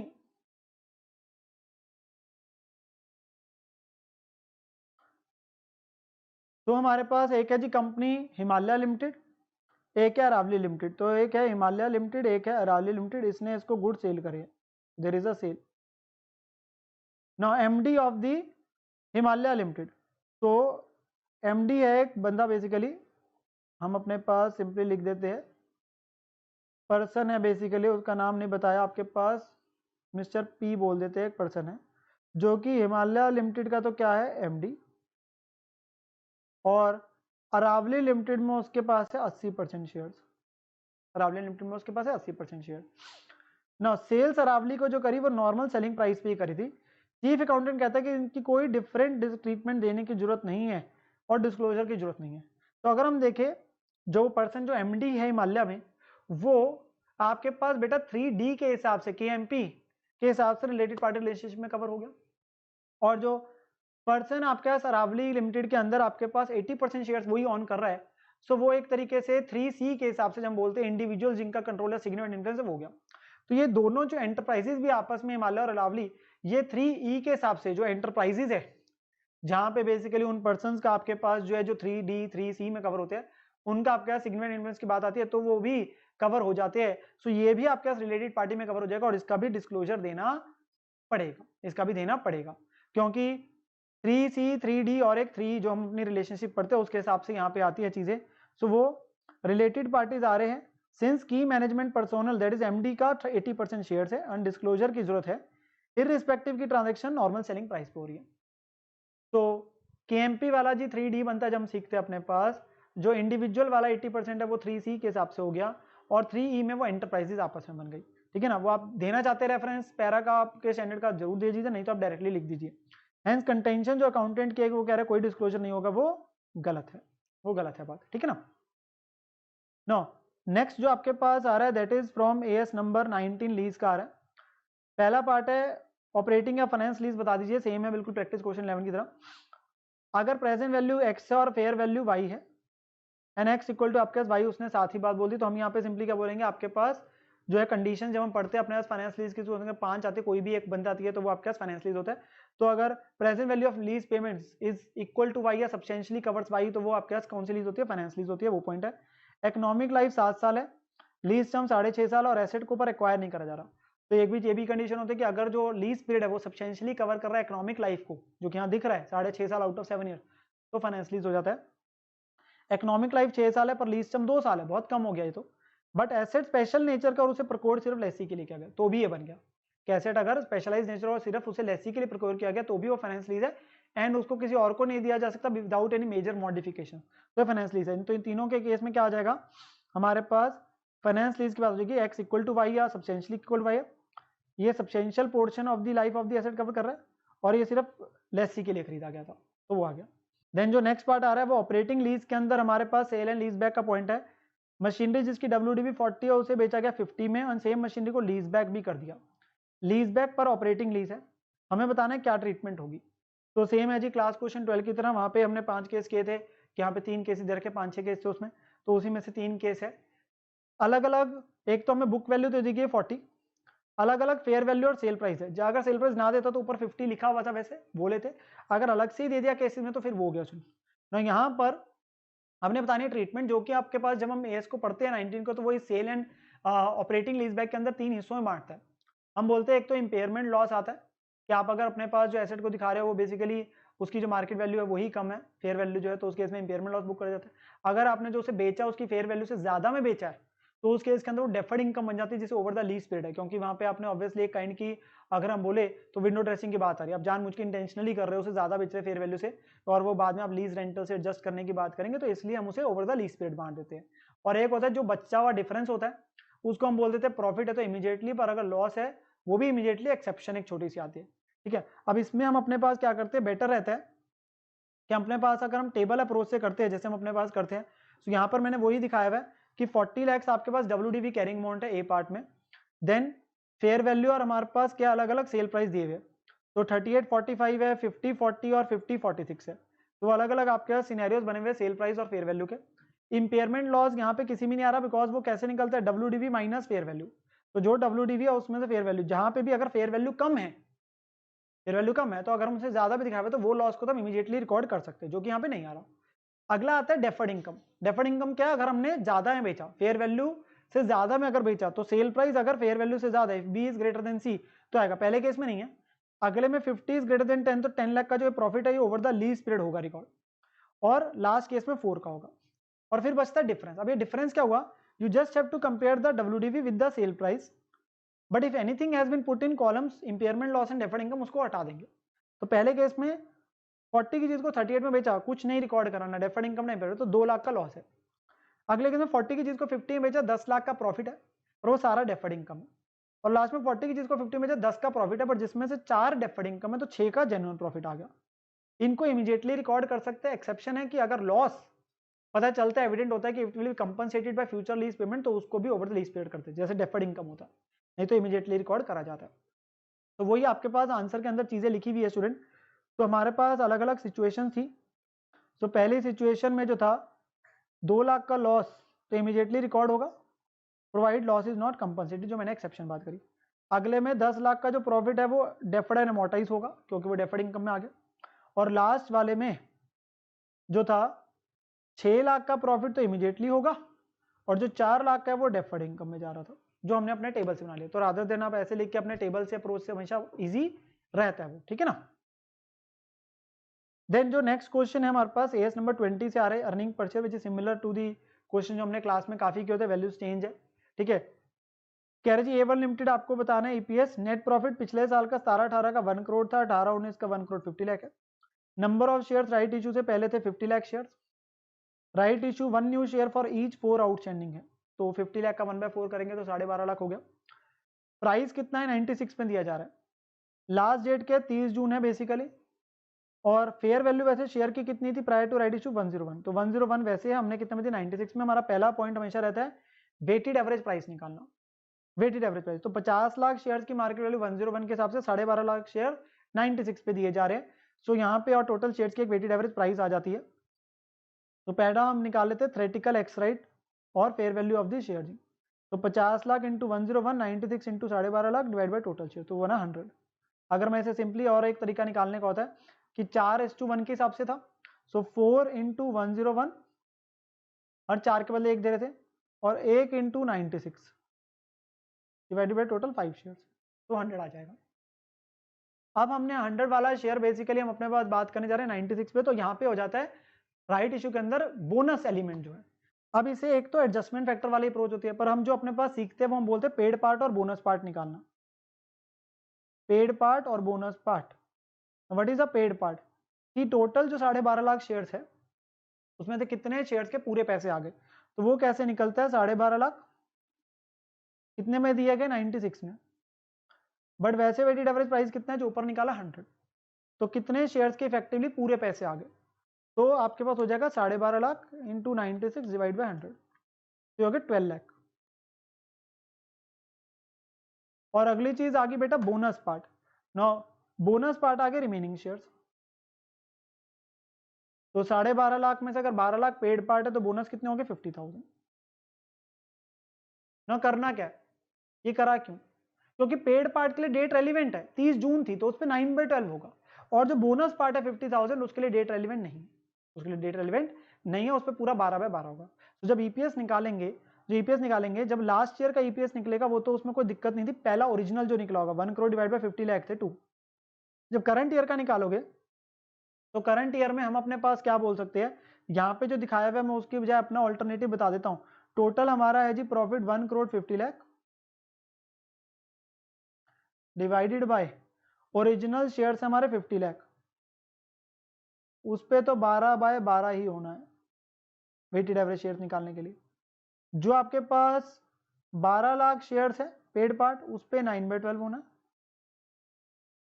और जो 50,000 शेयर्स बोनस वाले हैं उस पे भी 12/12 होना है। मेन फर्क तो यही है, और जब आप ये करेंगे तो आपका ईपीएस आ जाएगा 2.52। और फिर हमने क्योंकि बोनस है तो उसके लिए रीस्टेटेड निकालते पिछले साल का रीकम्प्यूटेड एडजस्टेड ईपीएस, जिसमें डिनोमिनेटर में 50,000 ऐड कर देना। तो 50 लाख के अंदर 50,000 ऐड कर देंगे तो आपका वो 1.98 बन जाएगा। उसमें कैसे निकालेंगे, 1 करोड़ था तो 50 लाख पहले थे प्लस 50,000 और आ गए, तो वो 50 लाख 50,000 से डिवाइड करेंगे तो आपका 1.98 एडजस्टेड हो गया। For comparative purposes bonus issue का इफेक्ट इस साल आने से ईपीएस कम हो जाता है, तो पिछले सालों के में भी बोनस को डिनोमिनेटर में दिखा देते हैं। तो वो यहाँ पर हमारा तरीका है, एक एडजस्टमेंट फैक्टर वाला है, आप उससे कर सकते हो जो यहाँ पे दिया हुआ है। इजी अप्रोच हमेशा वो वेटेड एवरेज प्राइस निकाल के पेड पार्ट और बोनस पार्ट करके आप कर लीजिए। पेड पार्ट के लिए डेट रेलिवेंट है, इफेक्टिवली कितने शेयर के पूरे पैसे हैं, और बोनस है कितना आपने एक तरीके से मुफ्त के शेयर दिए जिसके लिए डेट रेलिवेंट नहीं है। इंपॉर्टेंट चीज सारी की सारी यही होती है, यहाँ पे 12 लाख के लिए 9/12 आना है, 50,000 के लिए 12/12 आना है। मेन तो यही चीज़ है ना, नहीं तो अगर दोनों के लिए 9/12 आता तो फिर इतना निकालते ही क्यों है वेटेड एवरेज प्राइस वगैरह, ठीक है ना। मेन यही चीज़ है आपके पास जो सारी इस क्वेश्चन के अंदर हमेशा देखी जाती है, और इससे आपके पास क्या निकल के आ जाएगा जी, जो हमारे पास बेसिक ईपीएस वगैरह निकालना था क्वेश्चन में, ठीक है ना। नेक्स्ट हमारे पास जो क्वेश्चन है that is from accounting for taxes और इनकम एएस नंबर 22 से, which is similar to class question 2। एक तो टाइमिंग डिफरेंस और परमानेंट डिफरेंस के बारे में बताना क्या होता है। जो टाइमिंग डिफरेंसेस वो है जो difference between accounting income and taxable income आ रहे हैं जो एक साल में हो रहा है और आने वाले सालों में रिवर्स हो जाएंगे, which are capable of reversal, like depreciation वगैरह आपके पास होता है विच इज जेन्युइन आपके पास है। प्रीलिमिनरी एक्सपेंसेस रिडक्शन अकाउंट में आप किसी और तरीके से ले रहे हैं, टैक्स में आपके पास जो है आगे पीछे करके अमोर्टाइज करके हो जाती है, वो टाइमिंग डिफरेंस है। और परमानेंट कौन से है, जिनका रिवर्सल होना ही नहीं है, जो परमानेंटली डिसऑर्डर है, लाइक डोनेशन वगैरह होगी, 40A3 की पेमेंट्स होगी, वो सारी चीजें आ जाती है, ठीक है। सो वो एक आपके पास एक पॉपुलर सा थ्योरी क्वेश्चन रहता है। सो वो डेफिनेशन है। तो accounting income taxable income are seldom the same, permanent differences are those जो अराइज हो रहे हैं और रिवर्स नहीं होंगे। For example income exempt for tax या expense which is not allowable as deduction. Timing differences are दो जो अराइज हो रहे हैं and are capable of reversal. For example depreciation, bonus वगैरह जो चीजें आती है 43B की पेमेंट्स जो आप पढ़ते हैं इनकम टैक्स में, उसकी बारी आ गई, ठीक है। नाउ सेकंड पार्ट हमारे पास था जी, डेप्रिसिएशन अकाउंट्स के हिसाब से 6 लाख है, टैक्स के हिसाब से 10 लाख है, तो टैक्स में ज्यादा हो रही है, डिडक्शन मिल रही है। और एक अनअमोर्टाइज्ड प्रीलिमिनरी एक्सपेंस है 60,000। साथ में कह रहा है एडिक्वेट एविडेंस है फ्यूचर प्रॉफिट सफिशिएंसी का, you are required to calculate कितना डेफर्ड टैक्स लायबिलिटी होगा 30% टैक्स रेट को कंसीडर करते हुए। तो एक तो डेप्रिसिएशन के ऊपर टाइमिंग डिफरेंस की वजह से आपके पास आ गया, और एक अनअमोर्टाइज्ड प्रीलिमिनरी एक्सपेंस बेटा। तो यहाँ पर जब हम अपने पास क्वेश्चन के आंसर को देखते हैं, सो डेप्रिसिएशन 4 लाख का एक्सेस आपके टैक्स में आ रही है। सो 4 लाख का खर्चा वहां पे एक्सेस अलाउ हो रहा है टैक्स में, तो जिसकी वजह से आज टैक्स आप कम देंगे, कल को आपके पास टैक्स ज्यादा देना पड़ेगा, तो डेफर्ड टैक्स लायबिलिटी आ गया टाइमिंग डिफरेंस। तो उसका आपने 30% किया तो 120। और अनअमोर्टाइज्ड प्रीलिमिनरी एक्सपेंस का मतलब क्या हो गया कि हमने अकाउंट्स में तो आज अपने पास पूरा खर्चा माइनस कर दिया, टैक्स में ओवर द पीरियड होगा, तो अकाउंटिंग इनकम आपके पास कम होगी, टैक्सेबल इनकम ज्यादा है, which is actually creating a deferred tax asset, ठीक है ना। तो वो माइनस कर दिया आपके पास 30%, तो नेट में आपका 1,02,000 का नेट डेफर्ड टैक्स लायबिलिटी आ गया। एक ही चीज दिखाई जाती है, अब ये नहीं बोलोगे दोनों दिखाएंगे, आप नेट दिखाते हैं, तो नेटिंग करना जरूरी है हमारे पास, उसका एग्जामिनर नंबर रखता है 1,02,000 ये आ गया, ठीक है जी। नेक्स्ट हमारे पास डिसकंटिन्यूइंग ऑपरेशन है, भाई क्या होता है मतलब, और फिर क्या डिस्क्लोजर और रिक्वायरमेंट्स है as per S 24 general question पूछा गया। तो डिसकंटिन्यूइंग ऑपरेशन की जब डेफिनेशन पढ़ते हैं, पैरा 3 की आपके पास बात आती है, वहां पे जो बताते हैं आपके पास सिंगल प्लान के तहत आपके पास या तो डिस्पोजिंग इन एंटायरिटी इकट्ठे में, या फिर आपके पास टुकड़ों में पीसमिल में, या फिर अबंडनमेंट कर देना। इन तीनों में से कोई भी एक हो सकता है। थ्रू अ प्लान आप बेसिकली अपने पास करने जा रहे हैं को, जो कि एक separate major line of business या जोग्राफिकल सेगमेंट की बात आती है, एरिया ऑफ ऑपरेशन, एंड साथ में जिसे डिस्टिंग्विश करा जा सकता है ऑपरेशनली भी और फाइनेंशियल रिपोर्टिंग पर्पस, क्योंकि मेन स्टैंडर्ड का मकसद है जो डिस्कंटिन्यूइंग ऑपरेशंस है उनका स्पेसिफिक अलग से डिस्क्लोजर देना, ताकि जो इन्वेस्टर्स एनालिस्ट वगैरह है वो अपनी प्रोजेक्शंस प्रॉपरली कर सके आने वाले समय के लिए, ठीक है ना। क्योंकि वो ऑपरेशंस हमारी फाइनेंशियल स्टेटमेंट में कुछ टाइम के लिए दिख रहे हैं, उनके जो भी फिगर्स है, तो हमें बोला जाता है उनका एसेट लायबिलिटीज, कैश फ्लोज वगैरह, रेवेन्यूज, एक्सपेंसेस, प्रॉफिट्स वगैरह, टैक्स एक्सपेंस, वो सारी चीजों को सेपरेट डिस्क्लोजर करो, और वही यहाँ पे आपके पास उसकी डिस्क्लोजर रिक्वायरमेंट्स में भी कवर हो रहा है। तो डिस्क्लोजर रिक्वायरमेंट्स में क्या क्या चीजें हम दिखाते हैं बेटा, वो आता है डिस्क्रिप्शन, वो बिजनेस या जोग्राफिकल सेगमेंट है कि कौन सी है, date and nature of the ID, मतलब ये होता है आपके पास किस पर्टिकुलर ईयर से दिखाना शुरू करना पड़ता है। तो यहाँ पे होता है या तो बाइंडिंग सेल एग्रीमेंट हो गया, या आपका डिटेल प्लान बना के उसकी बेसिकली हमने बात करी थी कि उसको इंट्रोडक्शन की बात कर लेते कि उसको अनाउंसमेंट ऑफ द प्लान करा, तो दोनों में से जो पहले होता है वो आईडी बन जाता है, इनिशियल डिस्क्लोजर इवेंट। उसका डेट और नेचर बताना पड़ता है, कितना समय लगेगा डिसकंटिन्यूस को कंप्लीट होने में, carrying amount of the main चीज आ गई जिसके मार्क्स होते हैं total assets and total liability, जो मेन पर्पस है एसेट लायबिलिटीज अलग से दिखाना, देन रेवेन्यू एंड एक्सपेंसेस अलग से बताना, प्री टैक्स प्रॉफिट लॉस और टैक्स एक्सपेंस, और ये चीज कहां दिखती है, फेस ऑफ पीएनएल में, ये आपके पास स्टेटमेंट ऑफ पीएनएल में इसका on the face of PNL जो आपके पास शेड्यूल 3 के आपके पास पीएनएल स्टेटमेंट ऑफ पीएनएल बनती है पार्ट 2 में, वहां पे इसका डिस्क्लोजर तो वहीं पे है, और एक कैश फ्लोज बताना अलग अलग, ऑपरेटिंग, इन्वेस्टिंग, फाइनेंसिंग। अब ये जो चीज है कैश फ्लोज वाली बात होगी, अलग अलग एक्टिविटीज, रेवेन्यू खर्चे हो गए, या अगर मैं बात करूं एसेट लायबिलिटीज, ये सारी चीजें तो हम नोट्स टू अकाउंट्स में अलग से दिखा देते हैं, पर ये जो प्रॉफिट लॉस है डिस्कंटिन्यूइंग वालों का, टैक्स एक्सपेंस वगैरह जो है वो तो on the face of statement of PNL दिखाया जाता है, ठीक है ना। नाउ जो नेक्स्ट हमारे पास क्वेश्चन आ रहा है that is AS26 intangible asset से बेटा जनरल क्वेश्चन है, एक आसान सा आपका क्वेश्चन आ रहा है for a particular provision. Question है X limited carried on the business of manufacturing of bakery products. Company के दो ट्रेडमार्क है सन और सूर्या। एक महीने पहले कंपनी कम्स टू नो के दो one of the marketing managers that both the trademarks have allegedly been infringed by other competitors engage in the same field.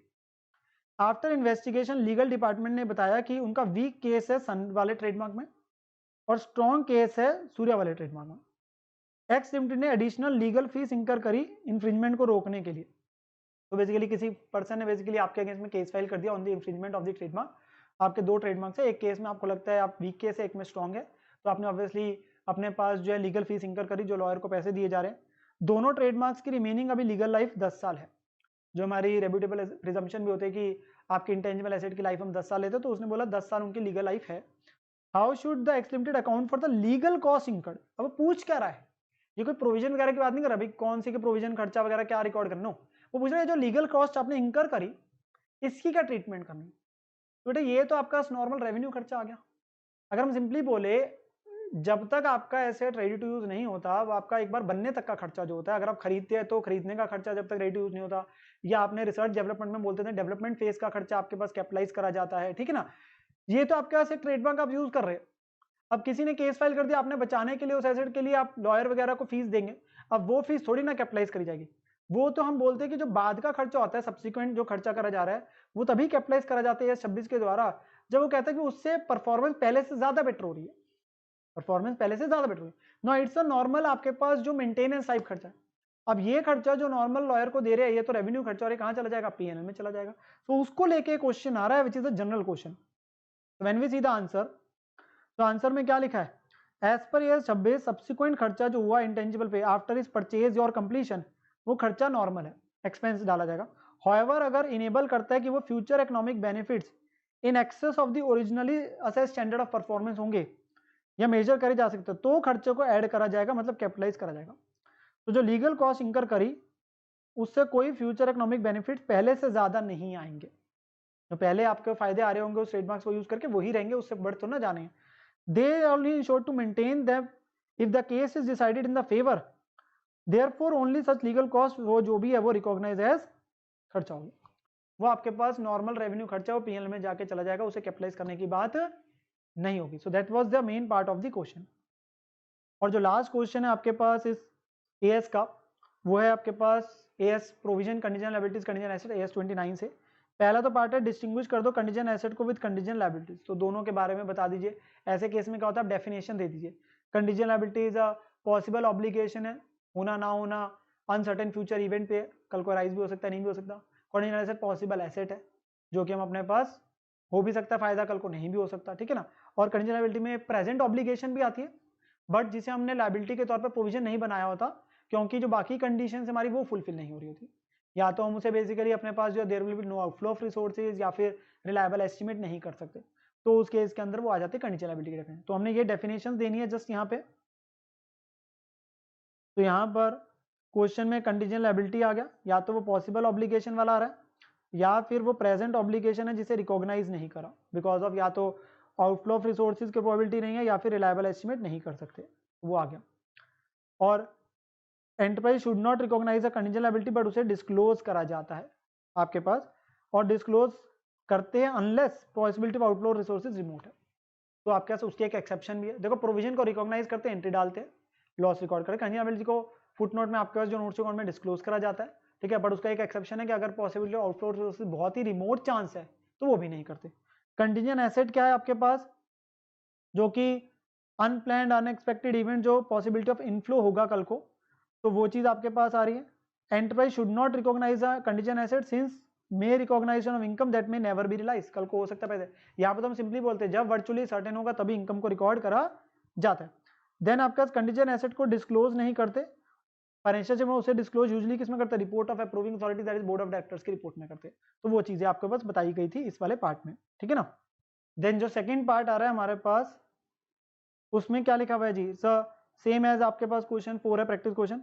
Alpha limited का कॉन्ट्रैक्ट हुआ 7 करोड़ का विद गामा 18-19 में, इसमें 1 करोड़ का प्रॉफिट होगा, delivery होगी पहले महीने में जाके अगले साल के। इन case of failure compensation 2 crore की पे करी जाएगी गामा को। अल्फा लिमिटेड ने मैन्युफैक्चर करने गुड्स शुरू करे लास्ट महीने में, बैलेंस शीट डेट पे गुड्स अभी तक बने ही नहीं और अनलाइकली है कि वो इन्हें पोजीशन होगी कि कॉन्ट्रेक्चुअल ऑब्लिगेशन को मीट कर पाएगी। एडवाइस करिए कि इसकी प्रोविजन हमें बनानी है कि नहीं बनानी साल में। तो यहाँ पे अगर हम प्रोविजन की कंडीशंस देखें, जो पैरा 14 आपका कंडीशन आता है, प्रोविजन को रिकॉग्नाइज तब करना होता है when there is a present obligation as result of past event, जो कि यहाँ पे कॉन्ट्रेक्चुअल ऑब्लिगेशन की बात आ गई। Under a contract you are bound, outflow of resources आपके पास आ रहा है, पॉसिबिलिटी और रिलायबल एस्टिमेट करा जा सकता है। अब यहाँ पे आपके पास पूरा है कि आप अपना कॉन्ट्रैक्ट की रिक्वायरमेंट जो पूरी नहीं कर पाएंगे अगले साल के पहले महीने में, ठीक है ना, और पेनल्टी का आपको अमाउंट पता है जो कि आपको पे करना पड़ेगा आउटफ्लो ऑफ रिसोर्सेज, अगर एस्टिमेट करा जा सकता है। एंड ऑब्लिगेशन इसलिए आ रही है क्योंकि कॉन्ट्रैक्ट के अंदर है आप अपने पास बेटा, तो कॉन्ट्रेक्चुअल ऑब्लिगेशन के बेस पे हमें पूरा पता है कि हमें कॉन्ट्रैक्ट को पूरा नहीं कर पाएंगे तो हमें प्रोविजन बना देनी चाहिए। सो इस केस में AS29 provides that when the enterprise has a present obligation as a result of past event that probably requires outflow of resources and liable estimate करा जा सकता है, provision should be recognized। वो पैरा नंबर 14 आपको बताता है ये बात। अल्फा लिमिटेड की ऑब्लिगेशन थी गुड्स को डिलीवर करना as per contract, it is probable कि वो फेल हो जाएंगे गुड्स को डिलीवर करना, and also possible to estimate the compensation, तो therefore they should provide for this 2 crore की प्रोविजन उन्हें बना देनी चाहिए। तो उन्हें 2 करोड़ की अपने पास यहाँ पे प्रोविजन बनानी चाहिए जिसके आपके पास आ रहा है। पैरा नंबर्स वगैरह आप अपने पास याद जितने रख सकते हैं अच्छी बात होती है।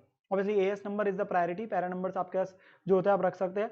सो पैरा नंबर्स के लिए मैंने अलग से भी वीडियो रिकॉर्ड कर रखे हैं स्टूडेंट, जिसका लिंक डिस्क्रिप्शन में दिया हुआ है कि पैरा नंबर्स की रिवीजन इवन अकाउंट्स या एडवांस अकाउंट को लेकर, साथ के साथ जो चैप्टर्स की जो है वो मैराथन भी जो है वो आ चुके हैं सुपर रिवीजन के नाम से, accounts as well advance account जो है उसकी भी जो लिंक्स है वो डिस्क्रिप्शन के अंदर मेंशन है स्टूडेंट, सो आप वो भी अपने पास दे सकते हैं। सिमिलरली कुछ दिन पहले मैंने अकाउंट्स का भी जो है ग्रुप 1 का उसका भी आरटीपी डाला हुआ है, तो वो भी आप अपने पास आरटीपी जो है बेटा बिल्कुल देख सकते हैं। एटलीस्ट आरटीपी करने से एक एश्योरेंस हो जाती है। अगर मैं बोलूं कोई अलग से क्वेश्चन नहीं थे, बिल्कुल जो एक छोटा सा अलग क्वेश्चन होगा वो आप कहेंगे AS26 इंटेंजिबल का था जनरल सा, बट वो जनरल क्वेश्चन था, ठीक है ना।